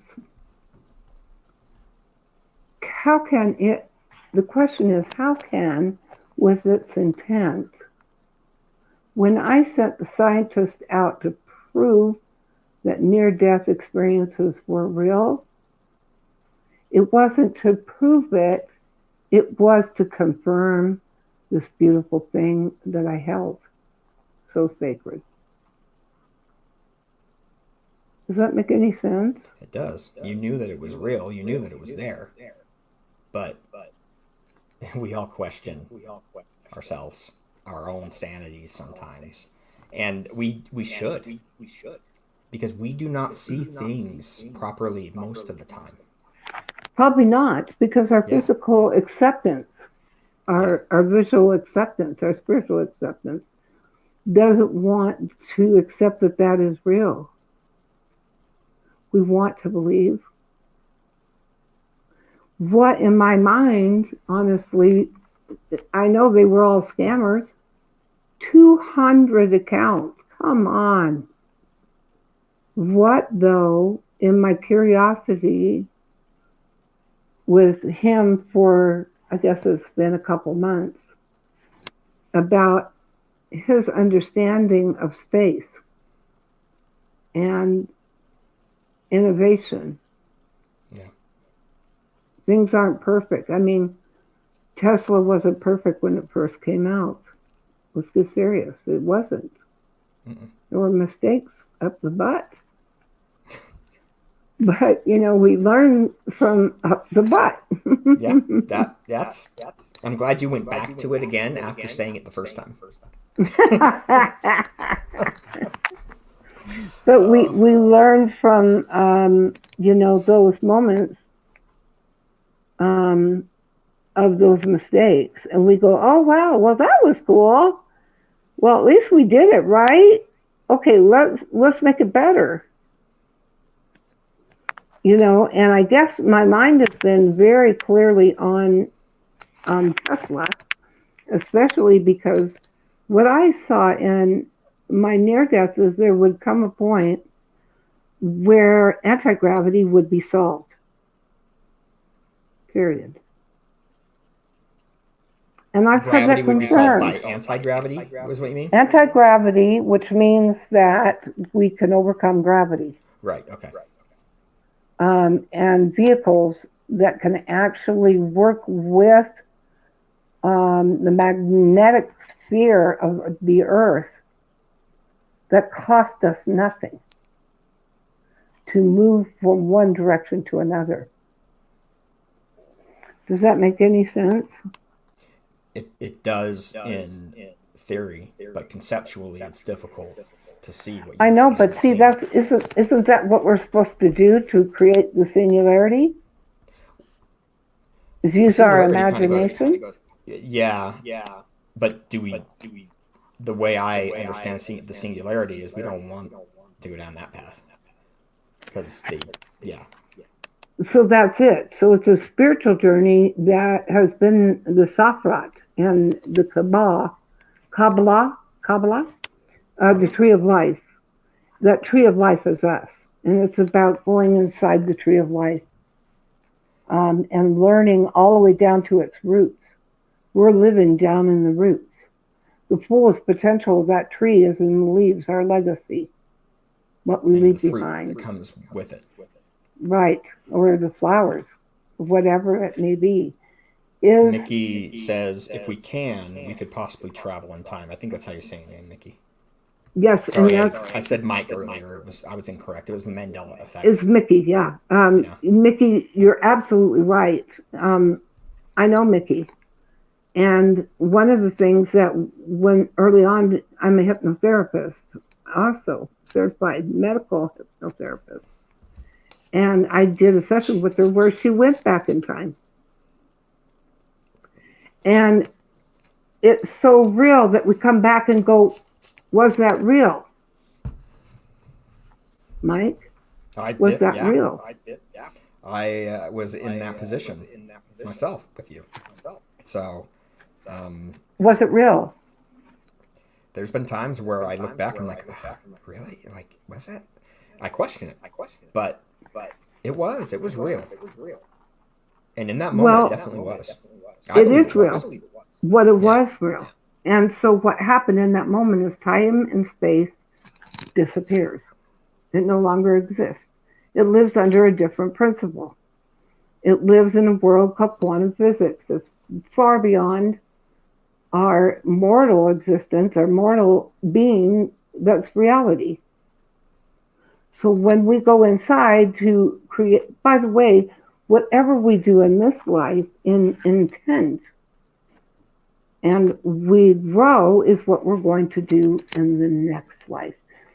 That's what fascinates me about Elon Musk, because his innovations are public. His creations are public. We see it. We watch a rocket go up in space. That I went to Houston and NASA and Houston Control, and my kids got to watch and learn from the astronauts because while kids were going to school, those astronauts were sitting around, and it gave my kids an opportunity to really learn about the space station, learn about our atmosphere. It's a misconception that that space lab, right? Where is it, Mike? We've talked about this one. I'm not sure if that's what's real and what's not on that case. Isn't that mind-blowing? Yet I watch those rockets, and I purposely watch those rockets because I know it's going somewhere with people in it. So it's got to go to Space Lab, or it's in our atmosphere. Let me say that. It's inside of this atmosphere. In orbit? When you can see it. You can physically watch Mike, my cousin, who was on, he's probably not anymore, but he would sit in the summer with me And because he loved watching the sky at night and the constellations and understanding where we are in the constellation, Mm-hmm. like it blows my mind that when we look at a star far away, we're looking at the past. Yeah. Wait a minute. Wait a minute. How does that one work? When I first learned that, it was hard to understand. But as I have adapted and learned more, things make more and more sense. I'm sorry, not for me. But oh, I don't get it, Mike. How is it when you get to a certain weight? It's always blown my mind that I was in a plane, so I could honestly say it blew my mind that this heavy metal could go at a certain speed and lift up off the ground with me in it. But again, oh, go ahead. what was more mind blowing was looking down over this huge world and not having any set of rules up there. Does that make any sense? There were no stop signs. There was no ground. There was only just the sky. Although those are all constructs that as humans we put on things, like the rules that we have for safety or whatever, for whatever reason, laws. They do exist up there now because they've had to put them up there. It all started with ingenuity. And this is another question. So I came out of a session that I did on myself because I was so sick when I first, on my second marriage, when this illness hit me so hard. I got RSD, which is the most painful illness you can ever experience. And nobody gets it. Nobody can conceive that the body is right now, as I am speaking, is far beyond 10 on a pain scale. My nerves are throbbing right now throughout my body, and I know it's suffering beyond a 10 because I can feel the nerve on fire. I can feel it. It's hot to my touch. So I know it's 10 plus. And it's sad that I have to use pain medication or a lot of meditation to bring those pain levels to a bearable state. Yeah. When my voice goes real hoarse, it's because I am in a lot of pain. Yeah. And I don't tell people. You wouldn't know it. No one would know right now that I am suffering so much that I am trying to live beyond the pain in the moment and enjoy this time with those who are online. I get to reach out and tell you I love you. When we start to learn this thing that a computer cannot do, it can analyze, it can take information and gather it into one and create it. But it cannot feel love. Not the kind of love that creates so many beautiful experiences. It can't. It can't create holding a butterfly till it died in my hands. So I got to let it kiss me. I got to feel its heartbeat.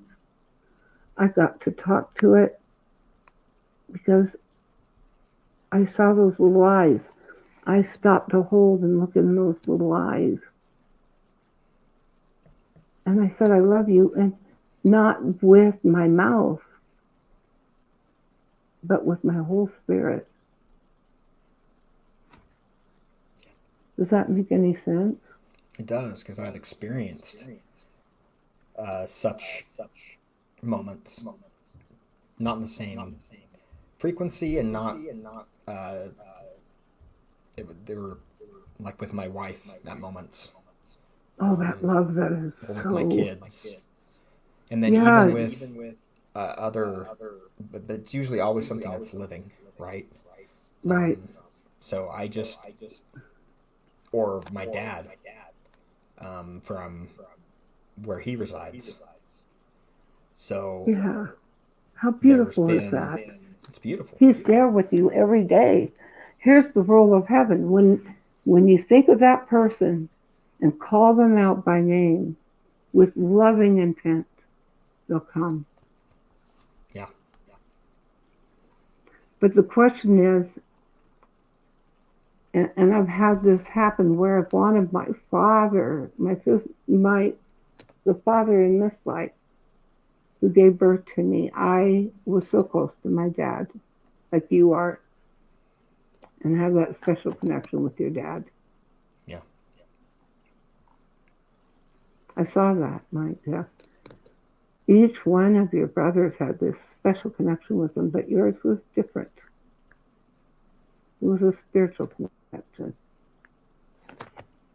And I know that they had spiritual connections, but I believe that there's a link in our purpose of what we're supposed to accomplish and do.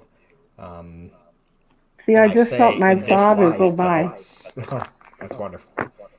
I just I physically could see his shoulder go by, right there behind yeah. me. And because I called him out, I said, Dad, I need you here right now. I need you to lift that pain for me. Please Yeah. help me.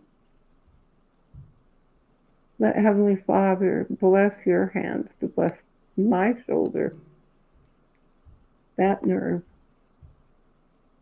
I love that nerve. I love my skin. I love who I am, just the way I am, because I'm ever creating something new every day.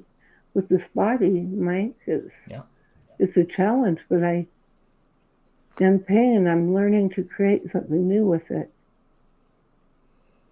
That Because of the pain, I'm learning, like you are, to get out of the house and get in touch with the warmth of the sun, the warmth of a flower, the warmth of grass, the warmth of the community. beauty. Oh yeah,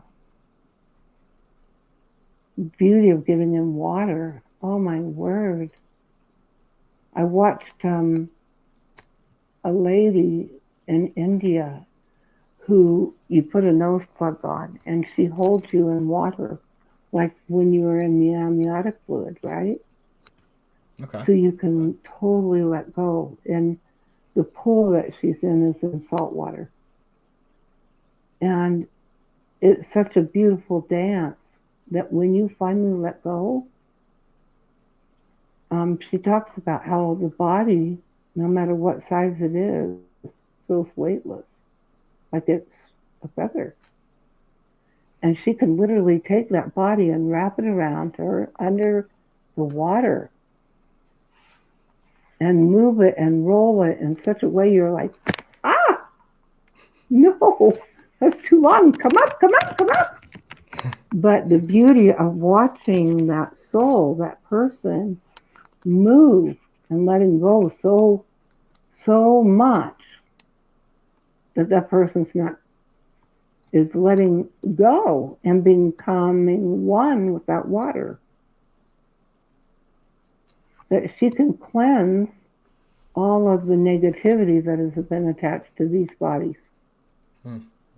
like a baby in amniotic fluid, It's beautiful. a rebirth. Isn't that amazing? Yeah.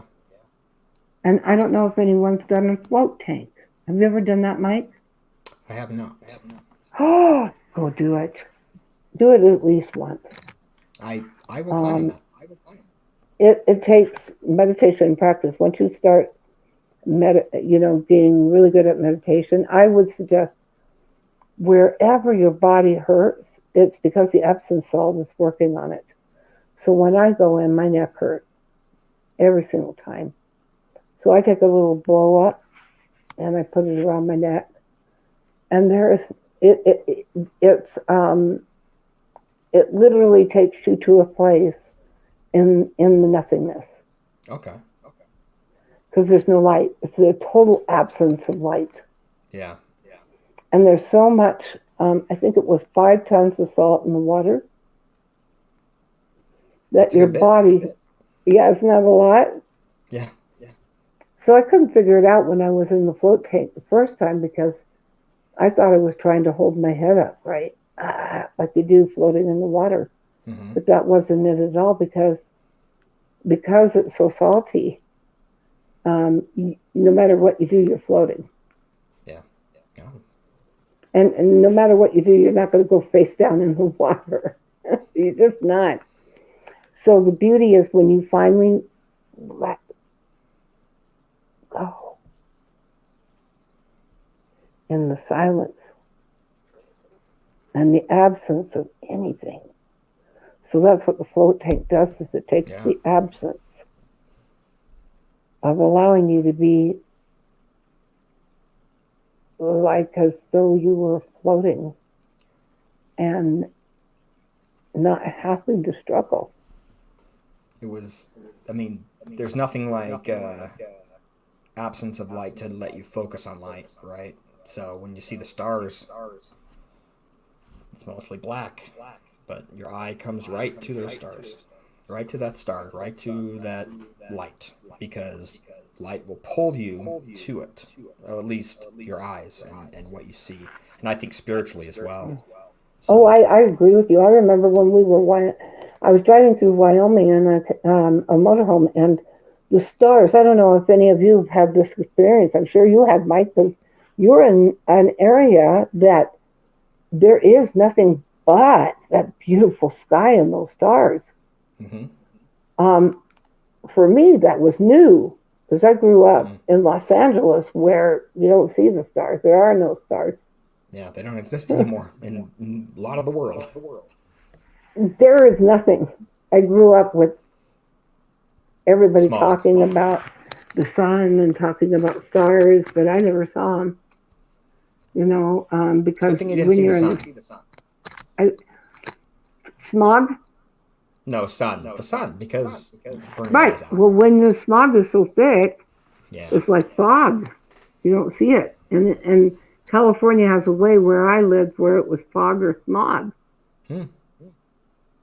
So I never got to enjoy that, and to come here and realize that those stars, you could almost touch them. It's so frightening. It almost felt like you're getting sucked into space. Is that what you get to enjoy up there? Many times I do. It's wow. I look out, and it hasn't always been like this for me because I've lived many places. But you look up, and the magnificence of creation is just mind blowing, and you can see it in. I mean, we're flying through the air, or not air, but space. And yeah, we're attached to. We're in this galaxy that's just we can see when we look out. Yeah, we're on a shooting star. We're affixed to a shooting star. We are. That's moving through a galaxy. Yep. Of space. So Andromeda is moving toward us, which blows me away. How is that possible? Could somebody help me? From James Webb, and you're like, yeah, what is possible? Because it just. Wow, the stars. Yeah, and oh my, the deep space stuff that what we're seeing in the past year and a half is just phenomenal. And I suggest anybody go and look at those pictures. I'm sure you have because they're everywhere now. But it's like it's beautiful, and I believe that if we create it. I think that there's this. When two people come together in love, and I mean two people meaning male and female, because everything, the trees have to have a male and female. A dog has to to create another generation of dogs has to have a female. I'm sorry, but that is the way it is to create. And what a beautiful thing to be a part of creation. We don't realize it, but the molecules in water have to have female and male. And you can feel it. You'll understand when you start really getting in touch with water. You'll know that you're either in a male or female water. Fire, oh, it's alive. It's a living thing. It's a living thing, Mike. It takes food, air, breathing. It takes all the same elements that we do to live. My question that I have is, if it's a living thing, and if it got to 3,000 degrees, like they said when I was in there, mm-hmm. And that was the beginning of the fire, was at 3,000 degrees. How did I live through that? What's the reality of that? Very similar reality to the one that leaves a ghost mark on the wall. And then if you remember back at the beginning of our conversation, yeah. And then it's been a while since then, guys, but it was back there. And you know what? If you subscribe, please. We need you. We need you to go out and tell your friends about this podcast, because we need that, not only because it's our mission and purpose in life, but it's also yours. If you're listening, there's a reason you're listening. There's a reason you're a part of our lives right now. In this moment, where I want to stress so much, we are in World War III, guys. Wake up. It's a time of spiritual awakening. We can change the course and direction of this war by simply thinking peace. Yeah. We stopped the Vietnam War by thinking peace. And you go, well, that's not going to do anything. Oh, but it does. The power of love can change everything. And it must. Hate. It has to. It has no choice. Hate is something that is going to continue to grab man's hearts. And it's just going to continue. For those that haven't spiritually prepared themselves or been ready to deal with some of the things that they're seeing. Some of the things that they're severe hate. Yes. And it just begets hate if you can't create love. If you can't find a way to... You're in trouble. Yeah. You're in trouble. I'm sorry, it's for yourself. It's not necessarily just for others. It's about being at peace with your inner self and having love for yourself and for others. Even the worst of us. And it doesn't necessarily mean that we have to... Shocking things still shock. Evil things are still evil. But my neck is hurting just thinking about how mad I am at a couple situations. But we can't carry it into the next life. Mm-mm. What if there is a nuclear bomb and it hits us from Iran and wipes out how many? Or Russia or North Korea. Or I mean, they all have, how many nuclear weapons are out there is insane. Yeah.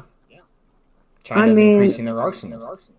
And the anger and the hate toward us is huge. We're not the power anymore.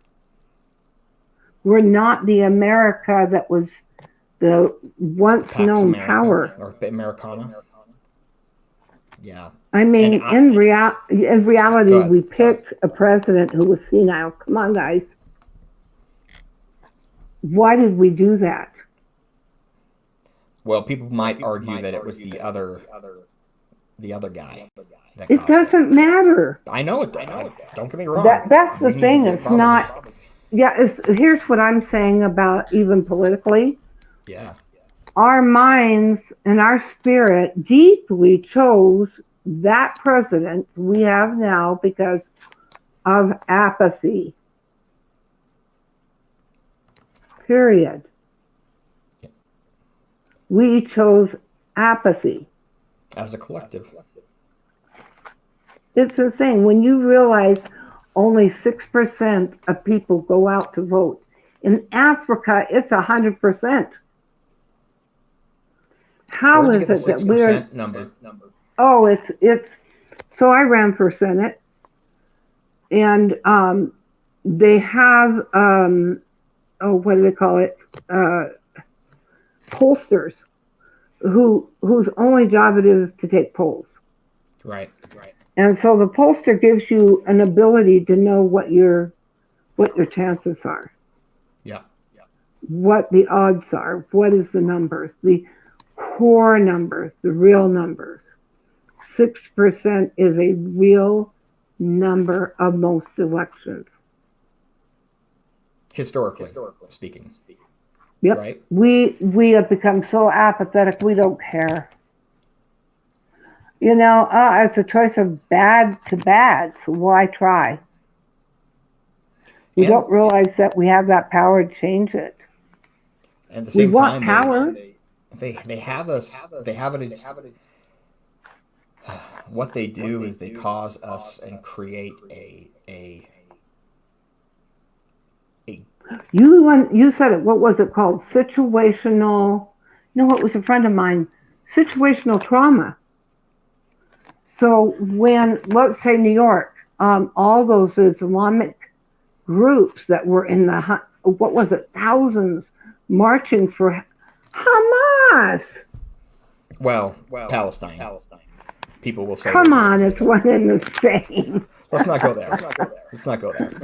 We're not going to go there, but let's just call a spade here. It could be a clover. Okay, but there's a level of hatred. That's the intent. That is absolutely true. So the difference between Israel, okay, so there's some bad actors in Israel, I'm sure. But the intent, it's about the intent. The intent, that's what we were talking about before we got on here, was intent. Yeah. Intent for what you're doing matters. And whatever huge there is, whether it's something that you're going in and it's required, war is required, or you have to go in and face something like that, what is the intent? Where's your heart at? So the thing is try.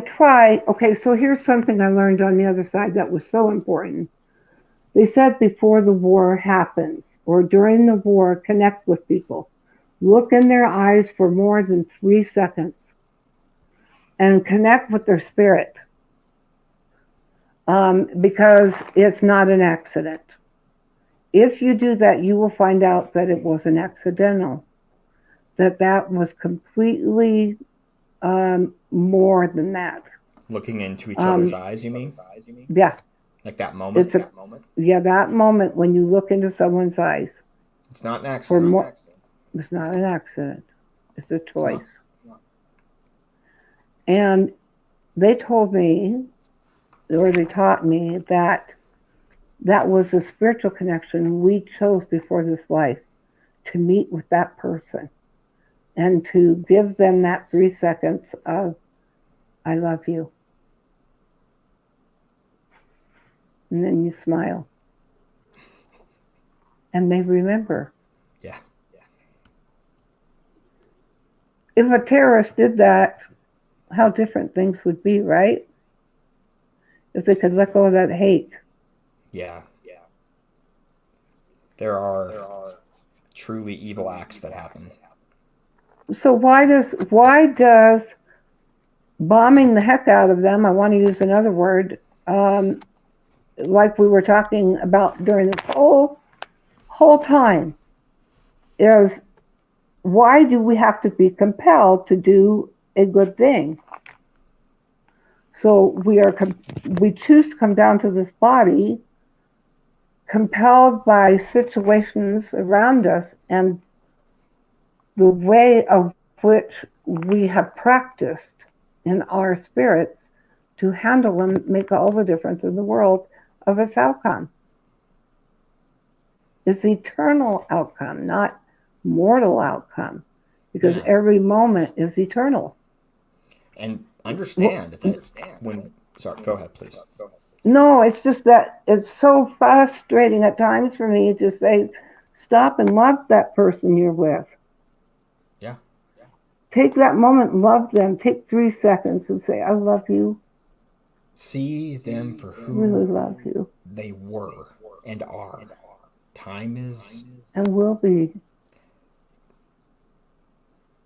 Guys, you don't need a wife with big boobs. I promise. What'd you say? I didn't hear what you said. Oh, Ranelle. You don't. Way to bring it in. Way to bring it in. But I look at it differently than you do. You know, it's because women get older and that changes. I don't care how big it is. It starts to sag. Are you going to love that woman just the way she is?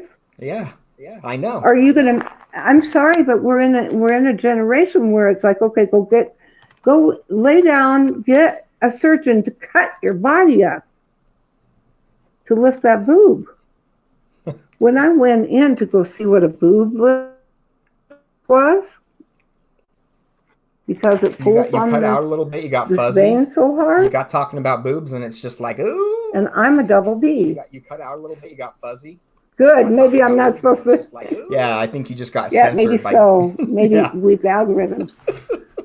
It's going, no. Yeah, I think you just got censored by, by the stream. Yeah. But I'm talking about it in a nurturing, loving way. Yeah. That Mother Earth has changed constantly. I believe that we were one plate. And the reason that these plates have broken up is because they've expanded. Our planet has expanded and changes constantly.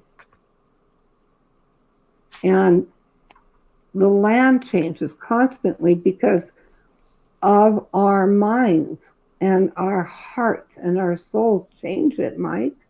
Yeah, well, there's some scriptures to talk about that. I need So to go into it, but yeah. Yeah, due to time, maybe next time, but we can create, and I'm blown away. Well, how come I'm so poor, Mike? What in the world did I create that said wipe out everything I own? Please. My question take it all away. The reality that you're living is not necessarily one that you specifically chose. You chose to come down and be here. And I think you agreed to these things, but your perspective is not the same as what God has, as what even our higher selves, our spiritual selves understands and sees. See, I'm being vulnerable enough to say, guys, one of these con artists was so funny. He was trying to get money out of me, and I took a picture of a quarter and said, you want this too? Because this is all I have, dude. And that's the truth. I have 25 cents. So it's like, where are you coming from? And yet, how did I create this? What situation was planned to take everything from being a millionaire to being nothing? Not once, several times. And then losing 2 husbands because they think I'm ugly. What did I create in my face that said I'm ugly?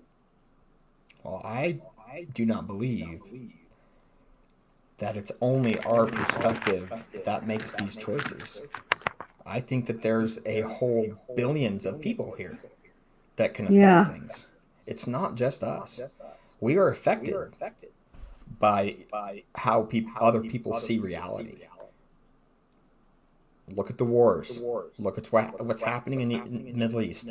That specifically shows exactly what I'm saying. It's hard to put my mind around. It's just hard. Their reality is that they're waiting every night whether or not that sound is going to come down and hit them. Yeah. Are we going to live that moment?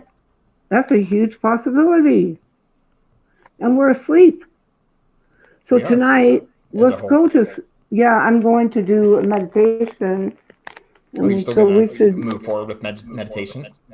We're so late in the hour, and I really think, how long have we been on? 2 hours? 2.5 hours. It's been a marathon here. Which, by the way, my son ran the DC Marathon today. Oh, how'd you do? He finished in like 5 hours. He's 15. Oh, my word, he did it.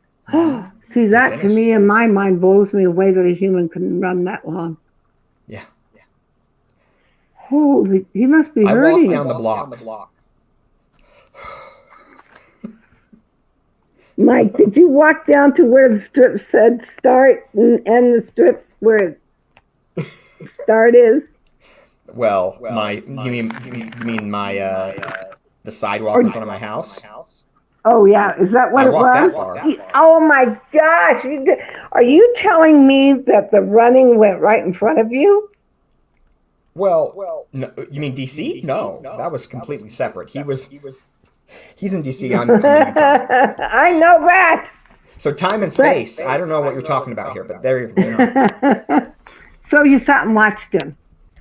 Yeah, actually, he had a wristband on or like something clipped, and we were able to watch it by satellite and map as he passed. Oh, how cool! Where he went. Mm-hmm. And he passed my word! Lincoln Memorial and the federal building. So I mean, it was an experience that I think you'll always remember. And oh my gosh, that's intense. And it was he is a bright, awesome young man. So I'll tell you what, talk about sacred. Anyone that goes into the Abraham Lincoln Memorial, how can you not feel the sacred space? I've never been. Oh, you have to go. I never had the opportunity. Because the beauty, and listen, everybody, I'm going to say this. Abraham Lincoln, and it's in print on the wall, talks about why the Constitution was created. And Abraham Lincoln reaches both Democrat and Republican. So that place is so sacred. You can feel it. We created that sacred space for that place. Because you go in there and it changes you. And I looked up and I read his speech, his inauguration speech. Okay. And he said constantly over and over again, the Constitution was created for the spirit of mankind, for the spiritual potential of a human being. Mm. Holy cow, that puts the whole abortion issue in a whole different light. Because that's a human potential. The Constitution protects the human potential, the human spirit. Before it's born. For me, there's spirit, the human spirit. Yeah, we are a creation of our spirit that has met with gross matter. Yes, and he talks about how the Constitution was totally created for that, the beauty of what we create, and protecting something before it's even born. And he talks about that's that human potential comes into being before it's born, and the Constitution protects that potential. Boy, this one lady was livid about it. And it took a lot of research, but I bet you AI can pull it up. But, it was beautiful. That speech was taken down for a long time. Really? Yeah, because people had a really hard time with the idea that our forefathers really understood the spiritual being. Yep. We are losing that connection with AI. That's the danger. Wake up, people. Do you know how many jobs are going to go bye-bye? Oh, even more important than that, the connections with other people. I mean, we thought COVID-19 was bad. Wait until customer service, anything automation. You think about it. Yeah. I ran into AI last night. I was at Walmart. I was hungry, okay, and somebody Did it was tell kind you you were enough. hungry? No, I was grateful. No, I was grateful somebody gave me a little bit of money so I could go get some. Singularity, getting you some food. Yeah, and literally I put it out there, and somebody gave me a $20 bill. I'm not gonna lie. Oh. And someone else gave me a $5 bill. So I'm like, thank you. I'm hungry. Oh, so for real, Mickey. For reals, I know what it is to be hungry and not eat. So I went up and I scanned the food, and I thought I scanned it right, and I put it in the bag, and this alarm went off, and it said, "Did not compute." Food was not added into the receipt. Yeah, it was not added into the cart there. Yeah, because it didn't go through the scanner, so this alarm went off. And because AI saw everything I was doing, AI put an alarm on that immediately, they figured this out now. Immediately, one of, and where you and I live, they're hyper vigilant. You know that about power. They're still like, she didn't scan it. Oh, she's still in it. She's still in the ding dong. You were given that ding dong fair and square at the beginning of this podcast. I know, but it was literally a gift from somebody who was here. I'm like dying to eat it. But this is what I put out. I was so hungry. I said, Father, I gotta have food to stay healthy, to be able to continue this mission. And so that's what I'm telling you guys. Please subscribe. Please like. Please buy my book, The Burning Within. Please watch our past podcasts. There's a lot of more personal things that we talked about too. We want to make a difference. We want to help. We want to create hope. Yeah, and people that can support each other in a way. A group, yeah. And not like we're not becoming a cult here, people. We're just no way. We're humans. We're humans along with you. We're walking through this life, and we're making mistakes and doing our best, and definitely. And we just want to acknowledge that, and we want to acknowledge our individual lives and yours. And so that's what we're going for here. And we're being earnest and real and genuine. And she's going to eat that ding dong. No matter what. Oh, that was hard to get open. But yeah, we need to. We need to. Oh, no, it sat next to my leg and it melted a little. I may have to lick the plastic. Aww. Oh no! This is live YouTube, people. This is entertainment. No, not my ding dong. You know what it tastes like? They've improved it. Either that or I'm so hungry it tastes like lava cake. You're very hungry. Is that what it is? They taste the same. I love them. Do they? Too much. I haven't tasted a ding dong, I don't think, in years. I can't remember. What has it been? 25 years? 30 years? Oh wow. So yeah. Yeah, your memory probably doesn't serve you well there. Yeah, I've lived a very natural life. I'm out there picking. Last week before the freeze, we went. My son was like, "Mom, you're stealing it," and I'm like, "No, it's the freeze is coming, and there's all these tomatoes people left. We are going to go pick those organic tomatoes." So we did, and all the rest rotted. So Anyway, the owner came up and I said, "Is it okay if we pick them?" And they said, "Oh, heck yeah, take what you want." please Yeah, it's help rotting let on the them vine. fulfill their purpose. Mm-hmm. Because So isn't that what we go? yeah, I Hey, just I want to say maybe we prepare should. guys for keeping a seed collection. Oh, okay. Actual seeds, people. We're not making a seed company or seeding a company. She's talking about actual seeds that you put in your house so that you can grow food. Yeah, I'm So thinking about Hamas and the bombings and stuff. your brain's Um, jumping around to all the topics. yeah, it really, if this is a spiritual subject, we are talking about what to do with all living things that are real because they're created by us. Yeah. Science still have not figured out how a seed grows. Do you know that? Actually grows. Yeah. What's that What's the moment that spark? yeah, what's that spark of life? They still haven't gotten it. That's why the collider was built. That's why we've done everything to try to figure out the spark of life. Well, guess what? It's us. Or it's at least in us. Um, with what seeds we can. This is what I learned on the other side too. This is weird, off topic.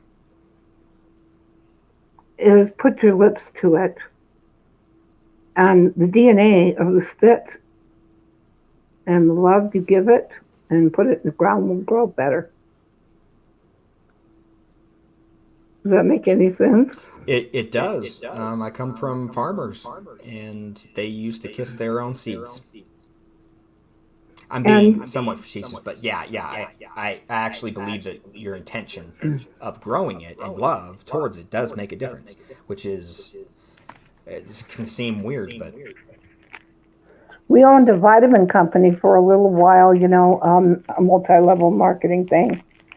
And I remember this guy made a ton of money because he bought it to give to his cows in powder form. okay. And he treated the cows better than he treated himself. Think But they about that tasted one. good. Because they put a Sorry. level of things that cows love. Yeah. Ooh, I So love this ding dong. I'm thinking we wrap up and maybe Yes. we plan on you look like you're in pain. Do you really want to go forward with a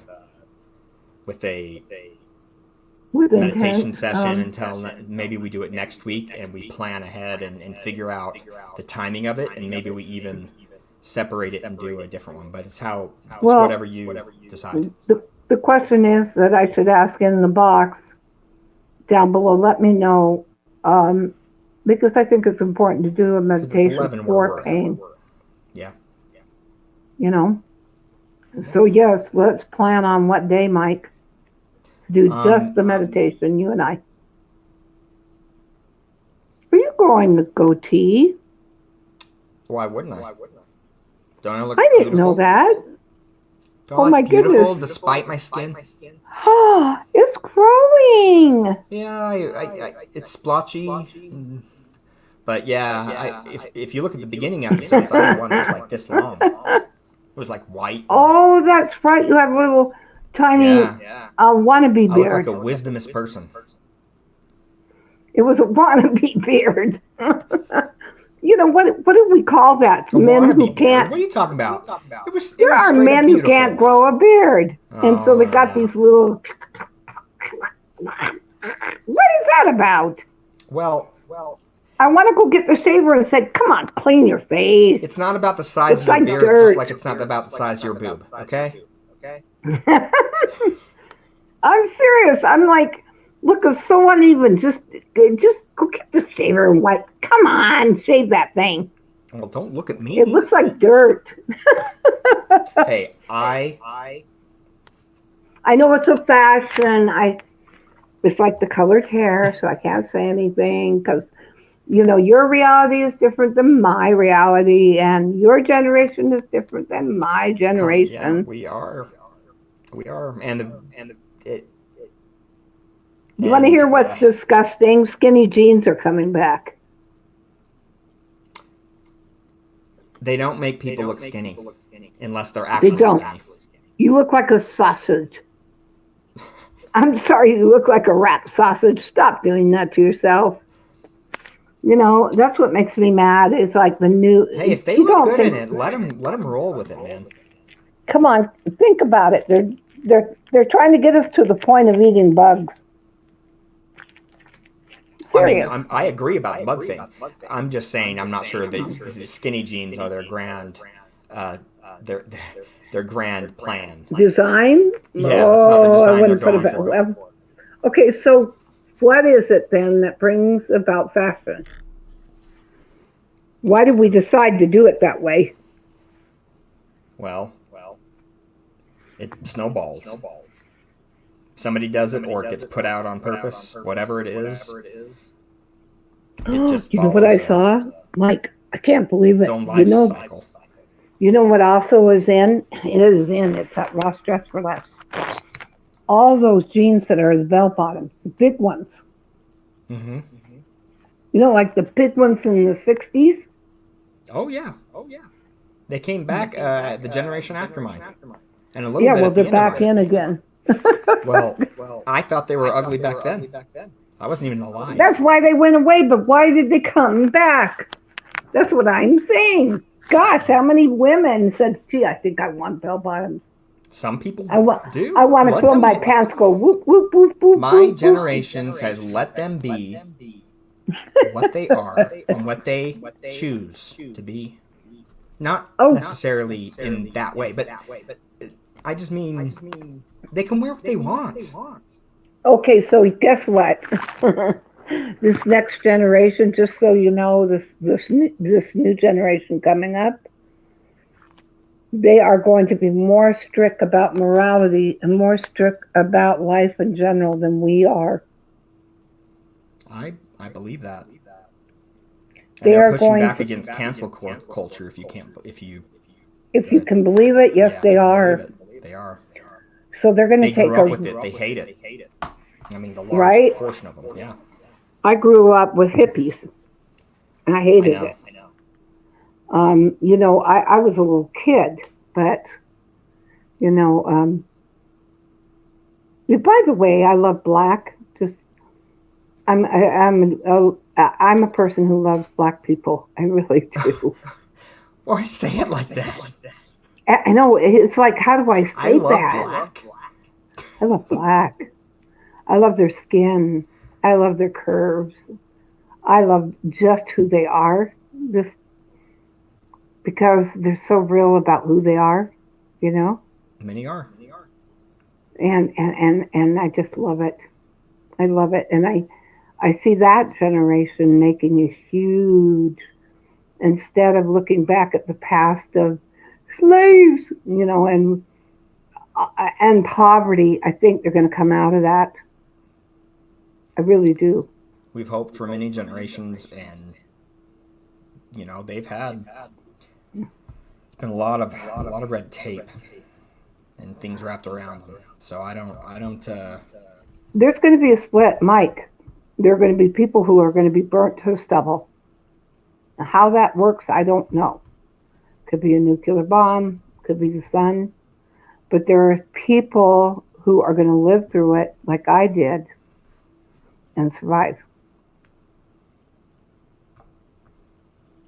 Okay, so that's when I said I figured something out. That's it. It's to say there's something beyond the reality of going through something living that wants to destroy Yeah, or does it. I think Was it a mindset that let it go? I don't believe that it's only that, but I think that does matter.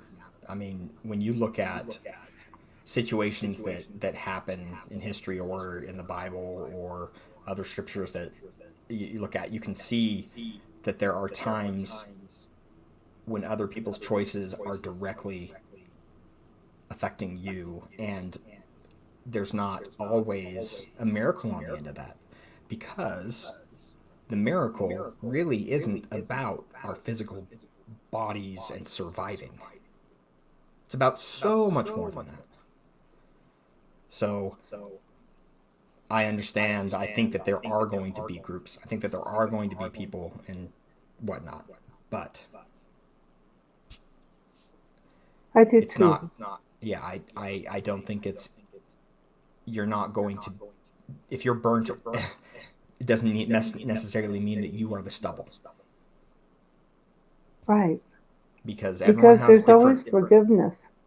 There's always Yes. repentance. There's always change. I mean, look at Elon Musk. Who was he?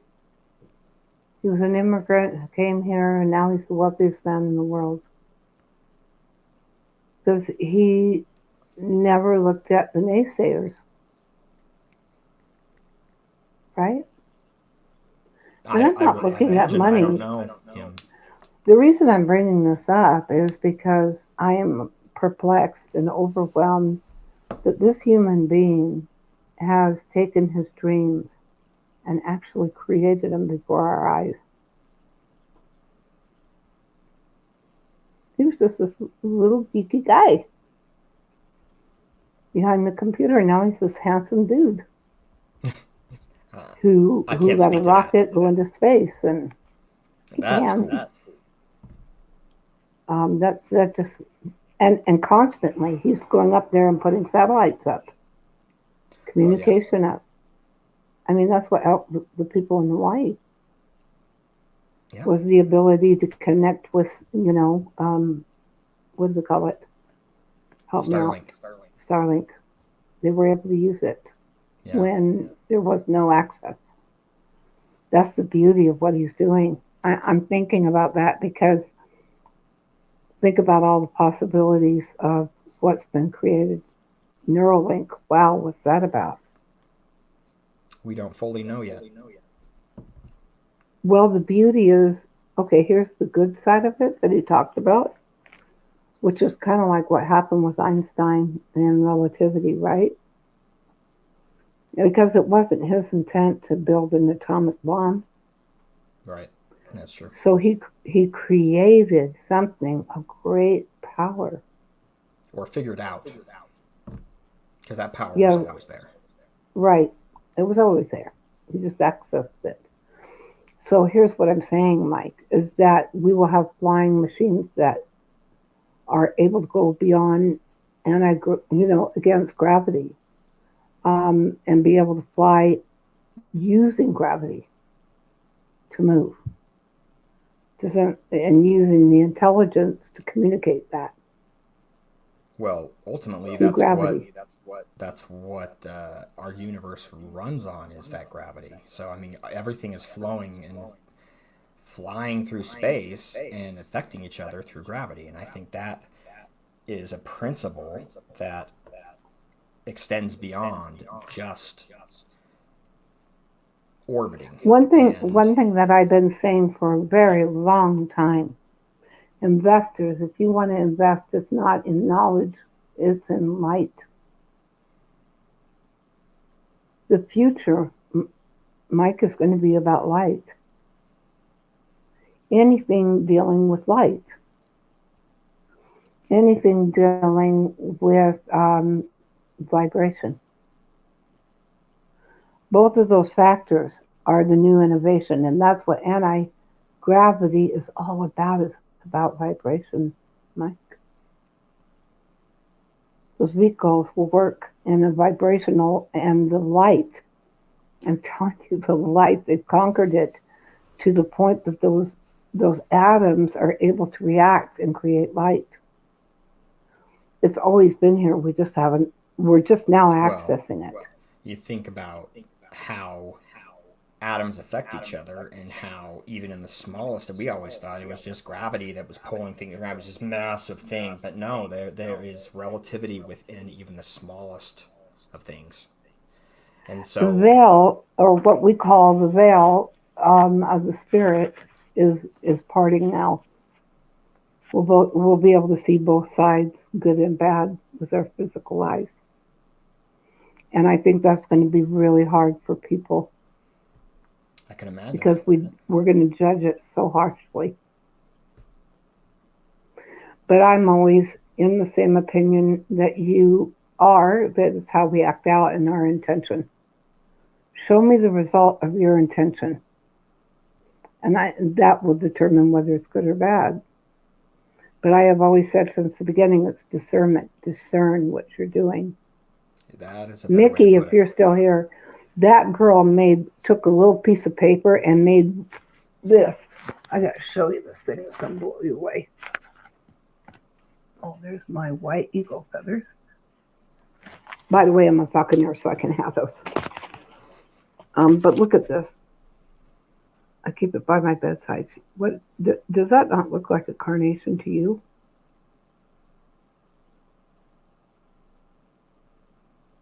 She created it out of paper. That was her. It was paper and scissors. And from a distance, it definitely looks real. You know what I'm Mickey saying? says he's still here. I love it. So it sits right by my bedside. In a little vase that says prayer. So it reminds me to pray every day. So I want to end with one thing. yeah, let's say prayer. Well, that too, actually. But something is there. When you said the intention, our intention creates those things that are around us. Yes. I think that is accurate to the degree that you can have an effect on anything. But it's very important. Be carrying this gift in the next life. We don't know how that will affect the world in the next life. Discernment. I think that's the better way to put it. Yeah. Is we need to discern what's reality. We need to discern the spirit. We need to discern which one? What God desires, what His will is for us, rather than our will. And then we accept that or we reject that. And if we reject that, then the best way, or how we can come into our own, is by accepting what it is that God has put in front of us, that we also put in front of ourselves. But we have to recognize that there are external factors that just can come in. Case in point, external factors. Yeah. Big time. And it's how you come off of that. It's how you react, and it's what your intention is with your reality. If you can keep your intention if you can keep your intention in a loving way, even through hell. Are you I'm awake listening a lot? Oh, big time. Your eyes were open, and I was worried. This is like. No, I'm thinking about this time. Was powerful. It was about getting out of my. I do. I'll shut down. And Mike, I've been shut down for how many years now? And I won't say. Well, it's been only some years. I went into total seclusion and didn't talk to anybody. We were there when it started. We were in your when house. It started, yeah. And I didn't want that to happen. No. But it did. I lost a patient. I lost my grandson. I lost my daughter, and it was like there was nothing. I know I couldn't stop it. But I had to deal with the idea that my ego says, you didn't do it right. Look, you lost them. You know? That's false. Don't mean to be so crass about it, but I know that. Here's the yeah, I thing know is you I know know it. that. Yeah, it's The reason I came back this time was for all these people out here. That's what it was for. Was to meet all these people, thousands, hundreds, thousands, millions of people. How it happens, I'm not clear yet. I've got to work on that. But I know this is the beginning. I know this is the seed. And when I was looking up, I saw this spark. That spark. That spark of creation. It changes everything. Do you remember when I sat in your office the first time? I had so many questions and things that just flowed from me. Yeah. But there was a moment where you had a spark that was given, and we metaphorically, or actually in reality, used that and put it in me. And it changed my life. It did. It was real. Mm-hmm. I can see it, Mike. That's the beauty is these sparks. They're so real. And they're little gifts from heaven. It's an energy gift. It's something I want to talk about, but I'm so afraid that people will use it in the wrong way. But maybe you can't. So love is not, it's not an emotion. That's the action. In motion. Emotion. In motion. Love is a power. If we can look at it, see, in Comes this from beyond. energetic world, this love that That is the power that runs our existence, because that's the power of God. is loving him so much and loving everything around you And Him and loving total you. love and acceptance Mm-hmm. and bathing yourself in it so much that, we're all given these beautiful gifts. And that's those sparks, like that carnation or the spark of life, the spark of creating a child. The spark of You joy know, I'm that enters going your to soul. I'm going to encourage people to, if you want to know what heaven feels like, Oh, no. should I say it? No. No? Aww. I don't want to end on that. It's a beautiful thing, Mike. It is. That's God's reaching his hand down from heaven.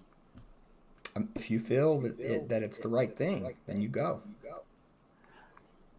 Creation is God's hand in your life, literal hand in your life.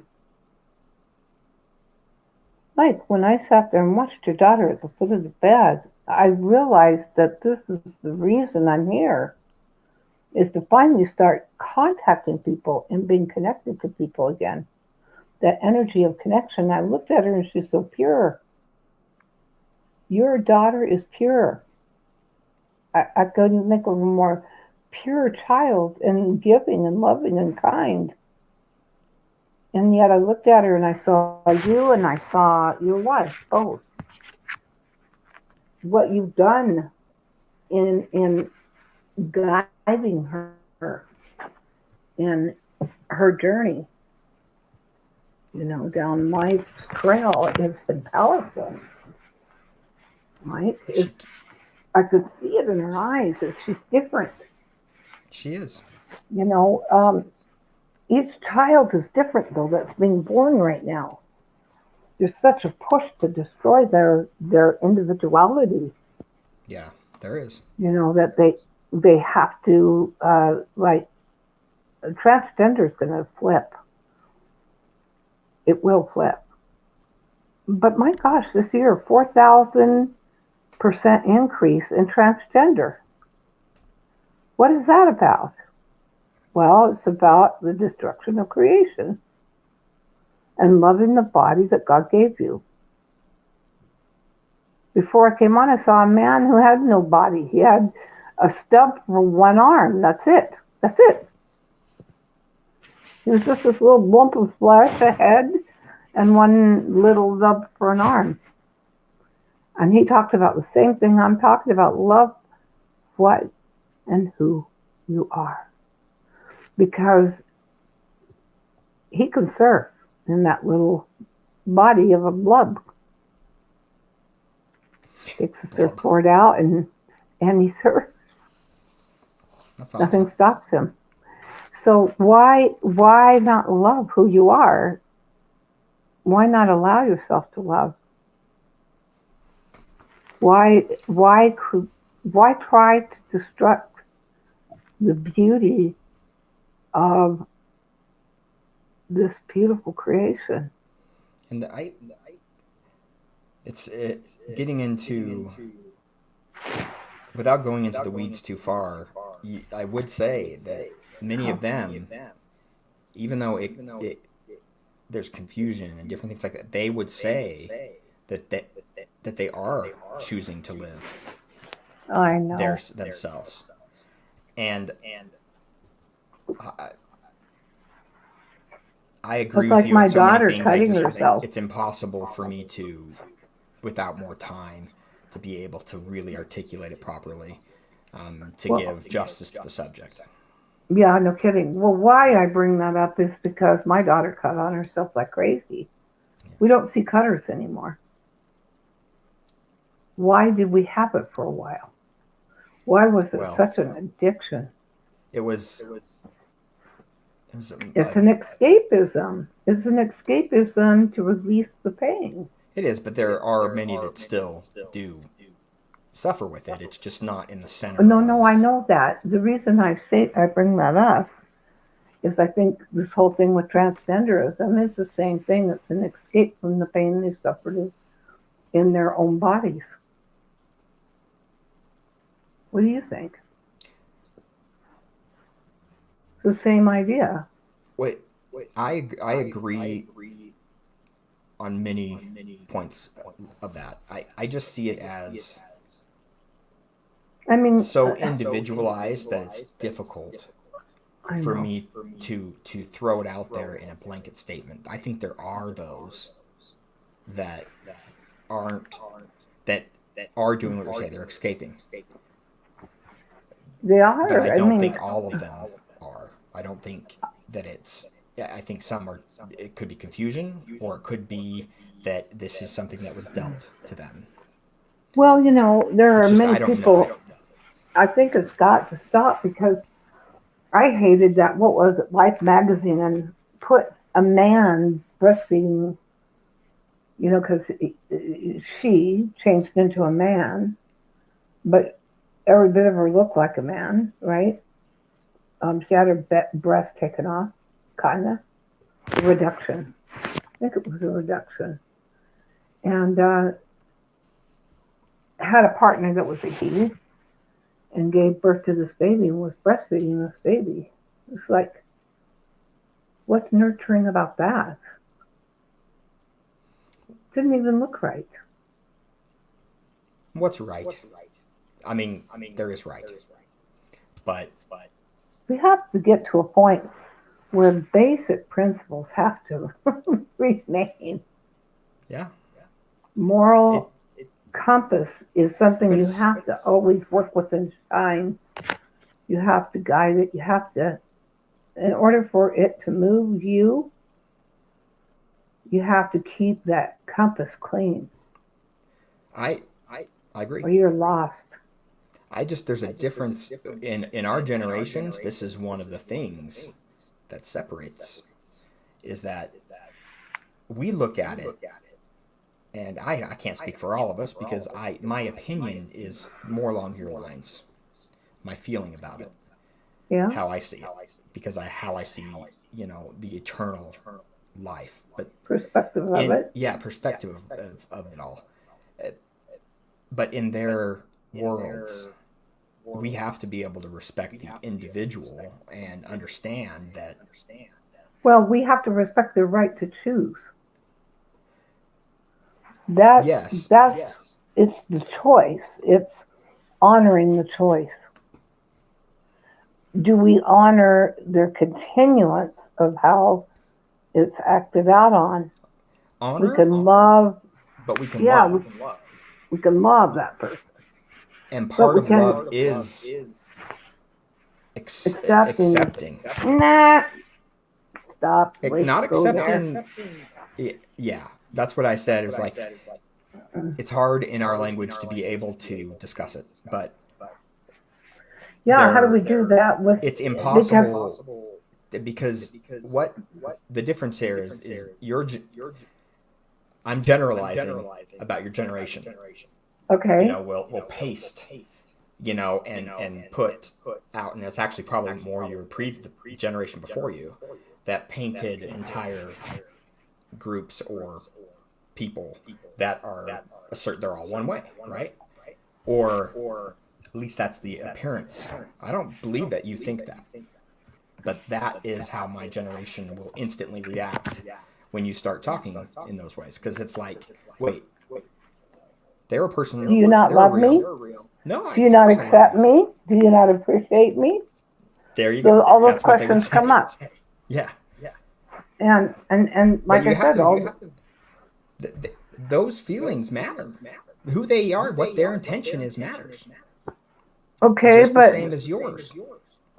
but if you're creating a barrier from having those feelings be acknowledged, other than the community that you're in, that's going to be tough. I mean, let's get honest, it's going to be tough. Well, You're yeah, creating a barrier. You are creating an unnatural barrier. like what you mean is when we don't all talk with the same language, or what do you mean? Okay, That's so not it. I've had clients. I'm just going to put this out there. Um, I'm not clients. I'm just going to say I know people who killed someone else and kept it quiet. Okay, I met 3 people who have taken someone else's life, and you wouldn't know it to look at them. And then the question is, what they did, was it justified? Right? Oh, that's why. Is it justified? Was the murder justified?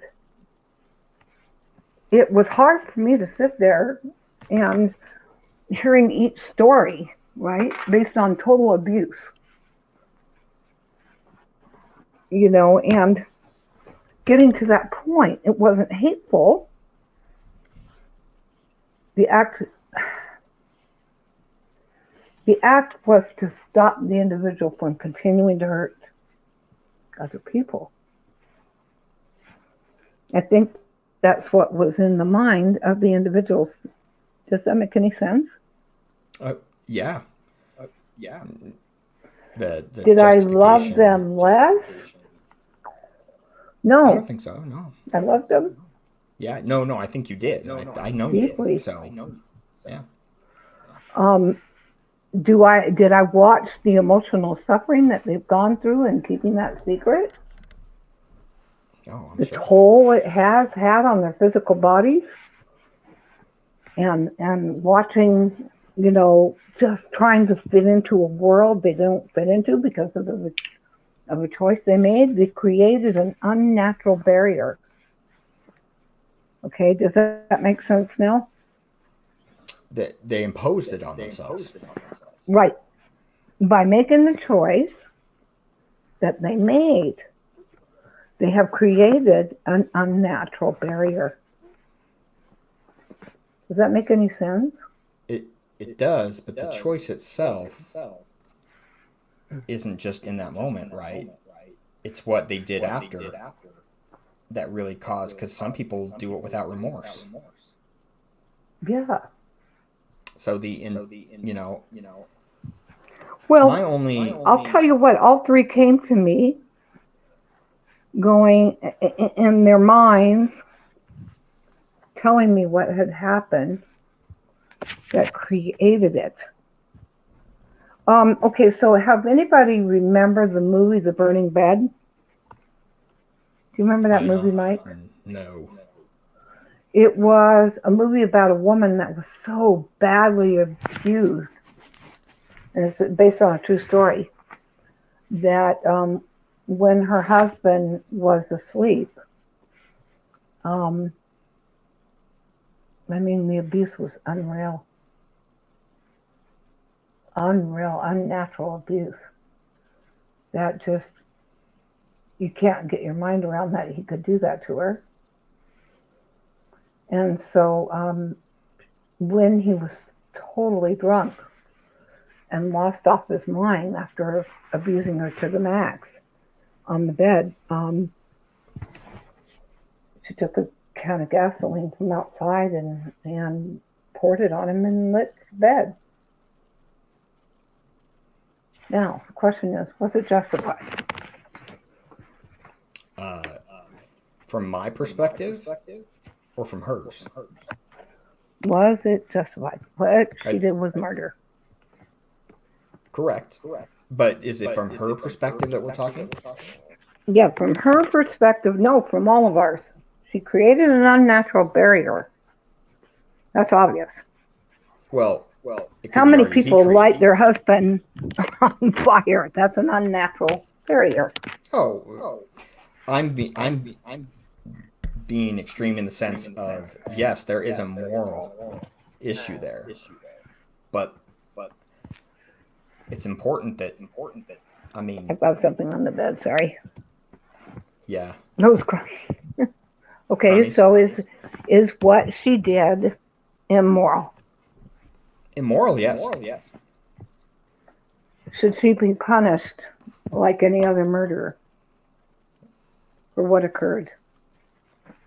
If we're talking, in my opinion, it's different, the intention in your heart, what's happening. But in that moment, it has to be weighed with our justice system. The way that we work is so imperfect that I question. I don't put much stock in.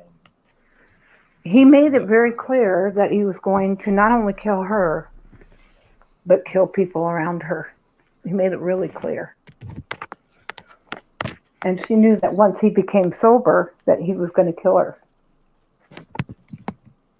Was that self-defense? By our legal standard? No.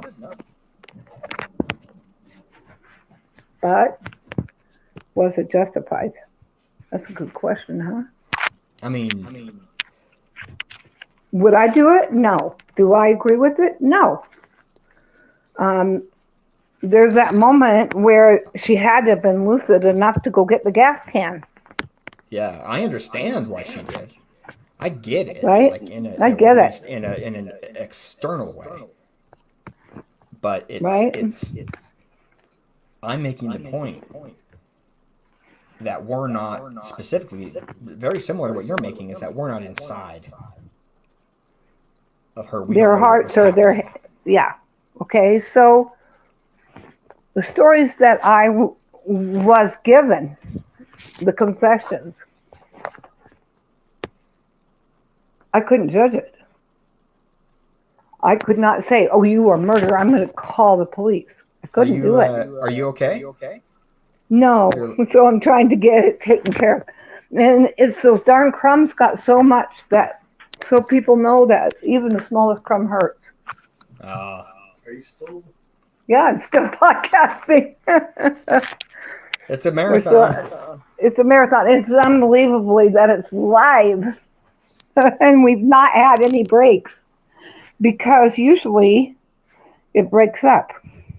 Yeah. Isn't So that this is amazing, kind of Mike? nice that we're able to actually have a conversation. So And not have it break up. exactly. And so it may be long, and No, we to probably do it. won't do another long one like this, but at the same time. Oh, is he doing the it's closing time lights? No, he's doing that. So he teases me all the time because the brain can, if you switch the lights on and off, it's too much for the brain.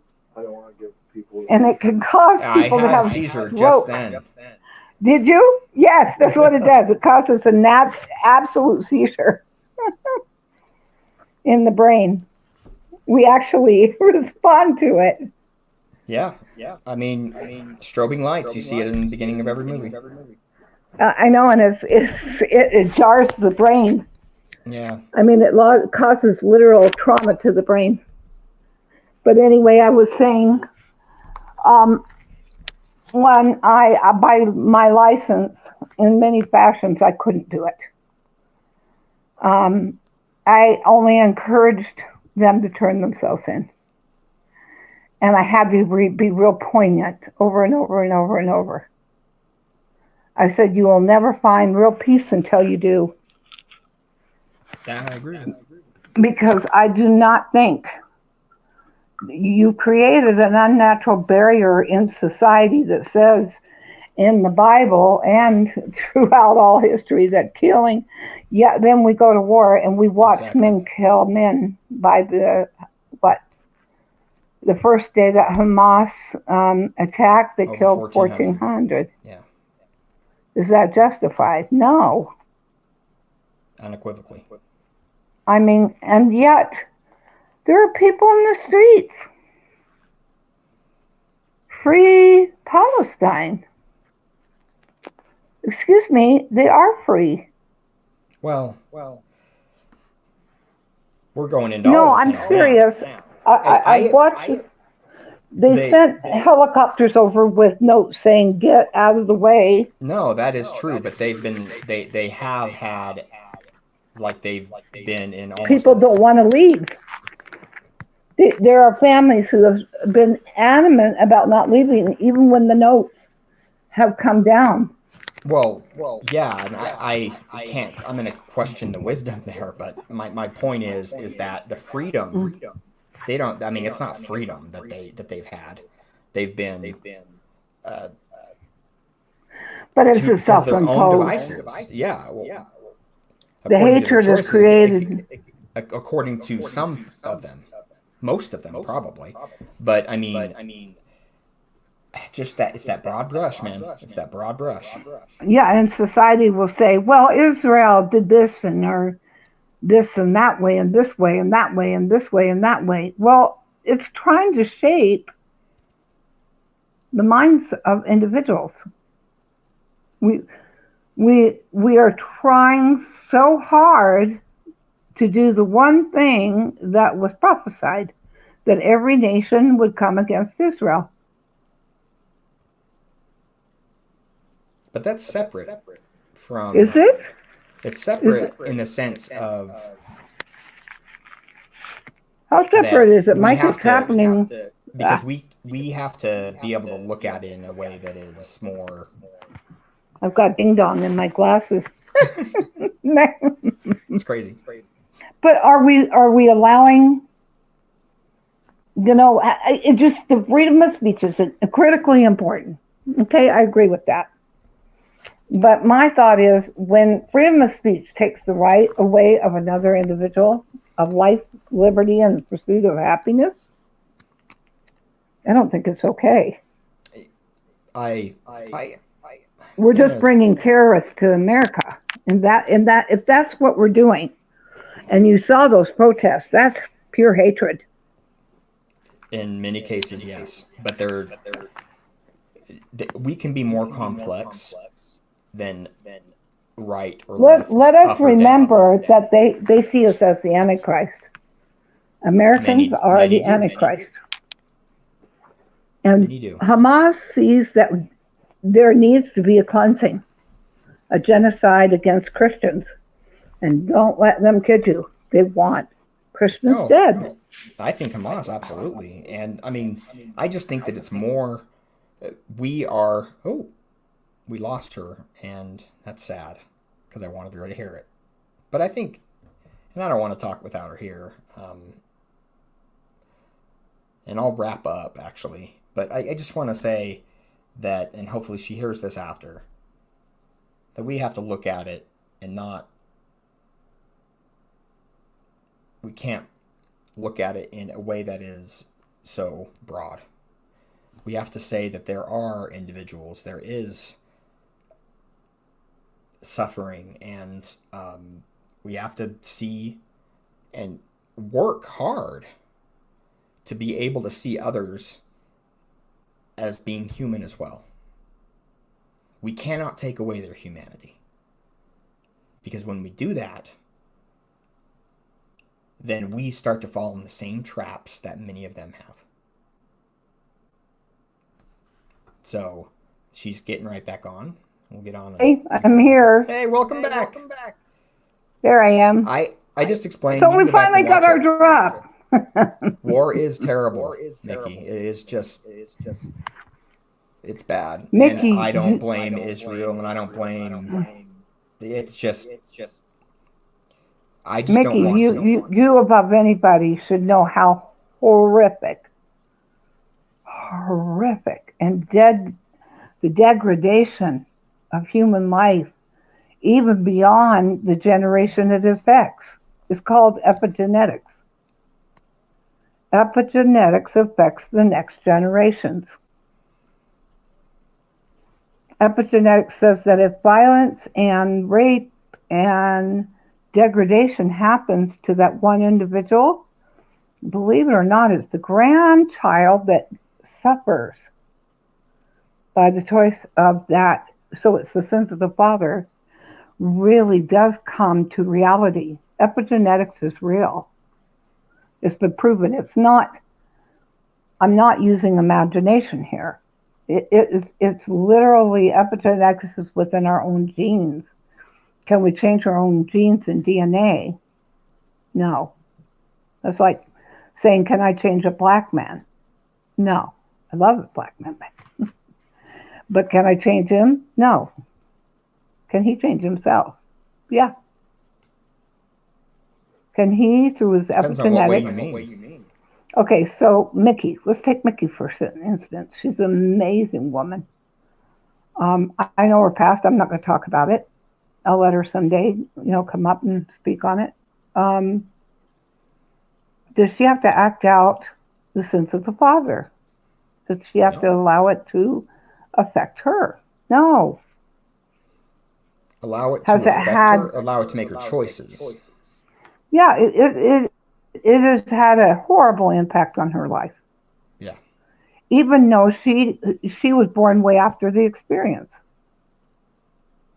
Way after. But because of epigenetics, it's like Native Americans, 90% of all I'm sorry, guys, these are statistics that are real. They're suffering from alcohol fetal syndrome down on those reservations. That's the biggest issue. Your health gets in the way and affected by epigenetics. I watched one young man, though, run up a bluff that was 1,500 feet high, run around that bluff, which was 5 miles. And that 5 miles, I sat there for probably about 4 hours, Mike, and watched him come around. He ran clear from Disneyland in California to New York. Do you remember that guy? I would say for the freedom of the Native American people. No, it's a yeah. That's never mind. But anyway, I watched him reach beyond his physical capacity that he was affected by alcohol fetal syndrome. He fought it. And it takes a harder battle. I'm still here, Mike. That's a harder battle. Mickey, you're still here. That's a harder battle. But the beauty is you're here. Yeah. There's beauty We in that. have There's something absolutely phenomenal and absolute unique and gorgeous about something that has overcome all obstacles and is still there. An We underdog. we cry when we watch a dog, wait all day for its owner to come home, and that owner never comes home, and the dog finds out. And I don't know if you ever saw that video on Facebook, and it's a big husky, and the husky goes to the graveyard and literally cries. Hmm. Like that. There's something beautiful about that moment that we all cry with that poor dog that lost its owner because that dog missed her. But he couldn't It's change. He knew relatable. Yeah, so epigenetics says that experience was difficult, painful, suffering, but it was touching, moving, a light for others to understand about the quality of life between a human and a dog. Yeah. Does that make any sense? That makes In other sense. words, No, it makes sense. I'm with you on that one. Mickey has such great talent. I can't even tell you how talented this woman is, and very intuitive. And she can take that epigenetics of what she's been through and allow it to shine in such a way that makes a difference in the generations yet to come. And the people around her, I'm sure. Oh, wow. Yeah. She's a mother So, that just adores her, loves her, do anything for her. And it's and I don't want amazing. everyone to get the idea that I disagree with you in any of these things. I No, just, we discussed it on purpose that way. yeah, I just Um, look at it as I'm so wary of, because I've seen what some of my family members have gone through when it comes to trying to figure themselves out. I know. And we have to be able to give space and be able to help and love them where they're at. Not, That's it. That's exactly it. yeah. And I love Mickey with all of my heart. She knows that. My gosh, Mike, I hadn't seen this Oh, wow. client in years. And there I was in the hospital after a fire. Nobody, your wife, for the first time, I'm not kidding you, I have never had anyone come to the hospital. Really. Before me and my You daughter know came, that. and my wife brought us, which And was Mickey, awesome. and Marilyn and Bruce, I have never, and let me not forget Leanne. That was a sign. Mike, that was a big sign. Because I have been near death so many times with transfusions and cancer and colon cancer, but nobody was there. I woke up alone.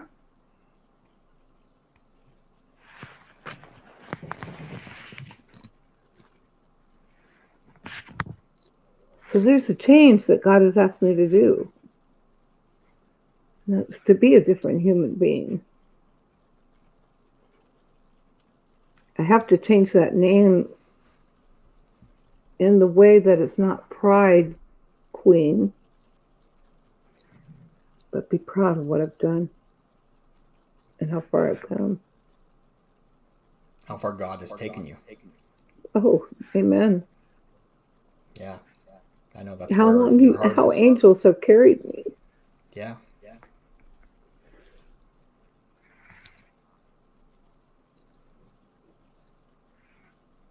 It's it's it's more than staggering and mind blowing. Social Security has not paid me, Mike, in over a year. They've only given me 2 checks. So they know they owe me. So why? You ask yourself why.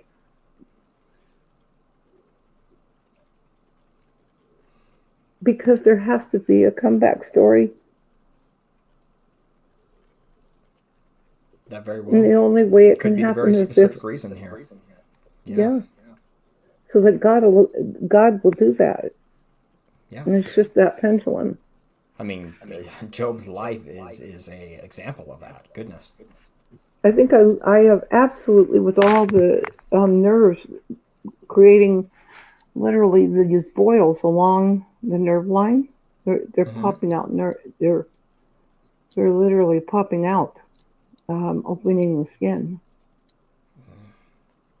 because they're exploding, and it's painful.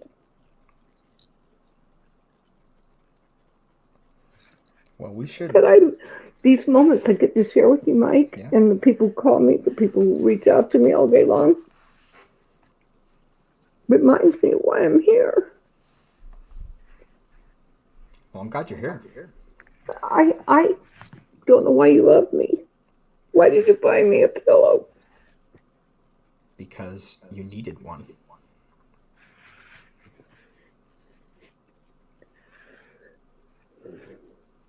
You know, that was the first thing after the fire I ever got was a pillow.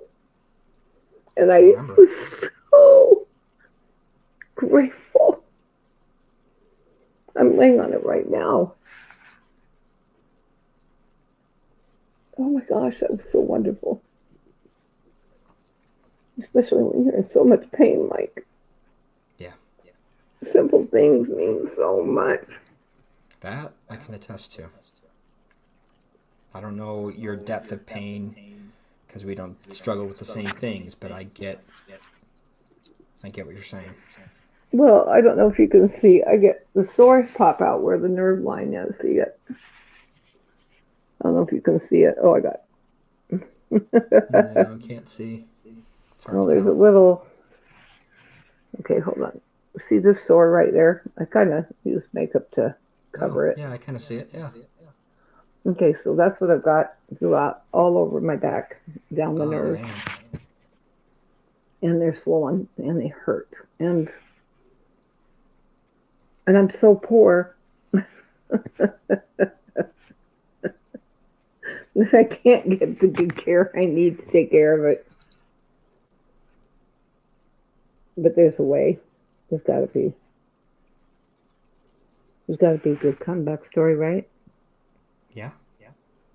I think there will be. For everyone listening, who's still listening, there'll be a great comeback story. I promise. I promise. So, Mike, do you want to close in prayer? Yeah. That'd be nice. Nikki, stay with us, please. Our Father in heaven, we thank Thee for Thy love, for Thy sons and daughters. We thank Thee for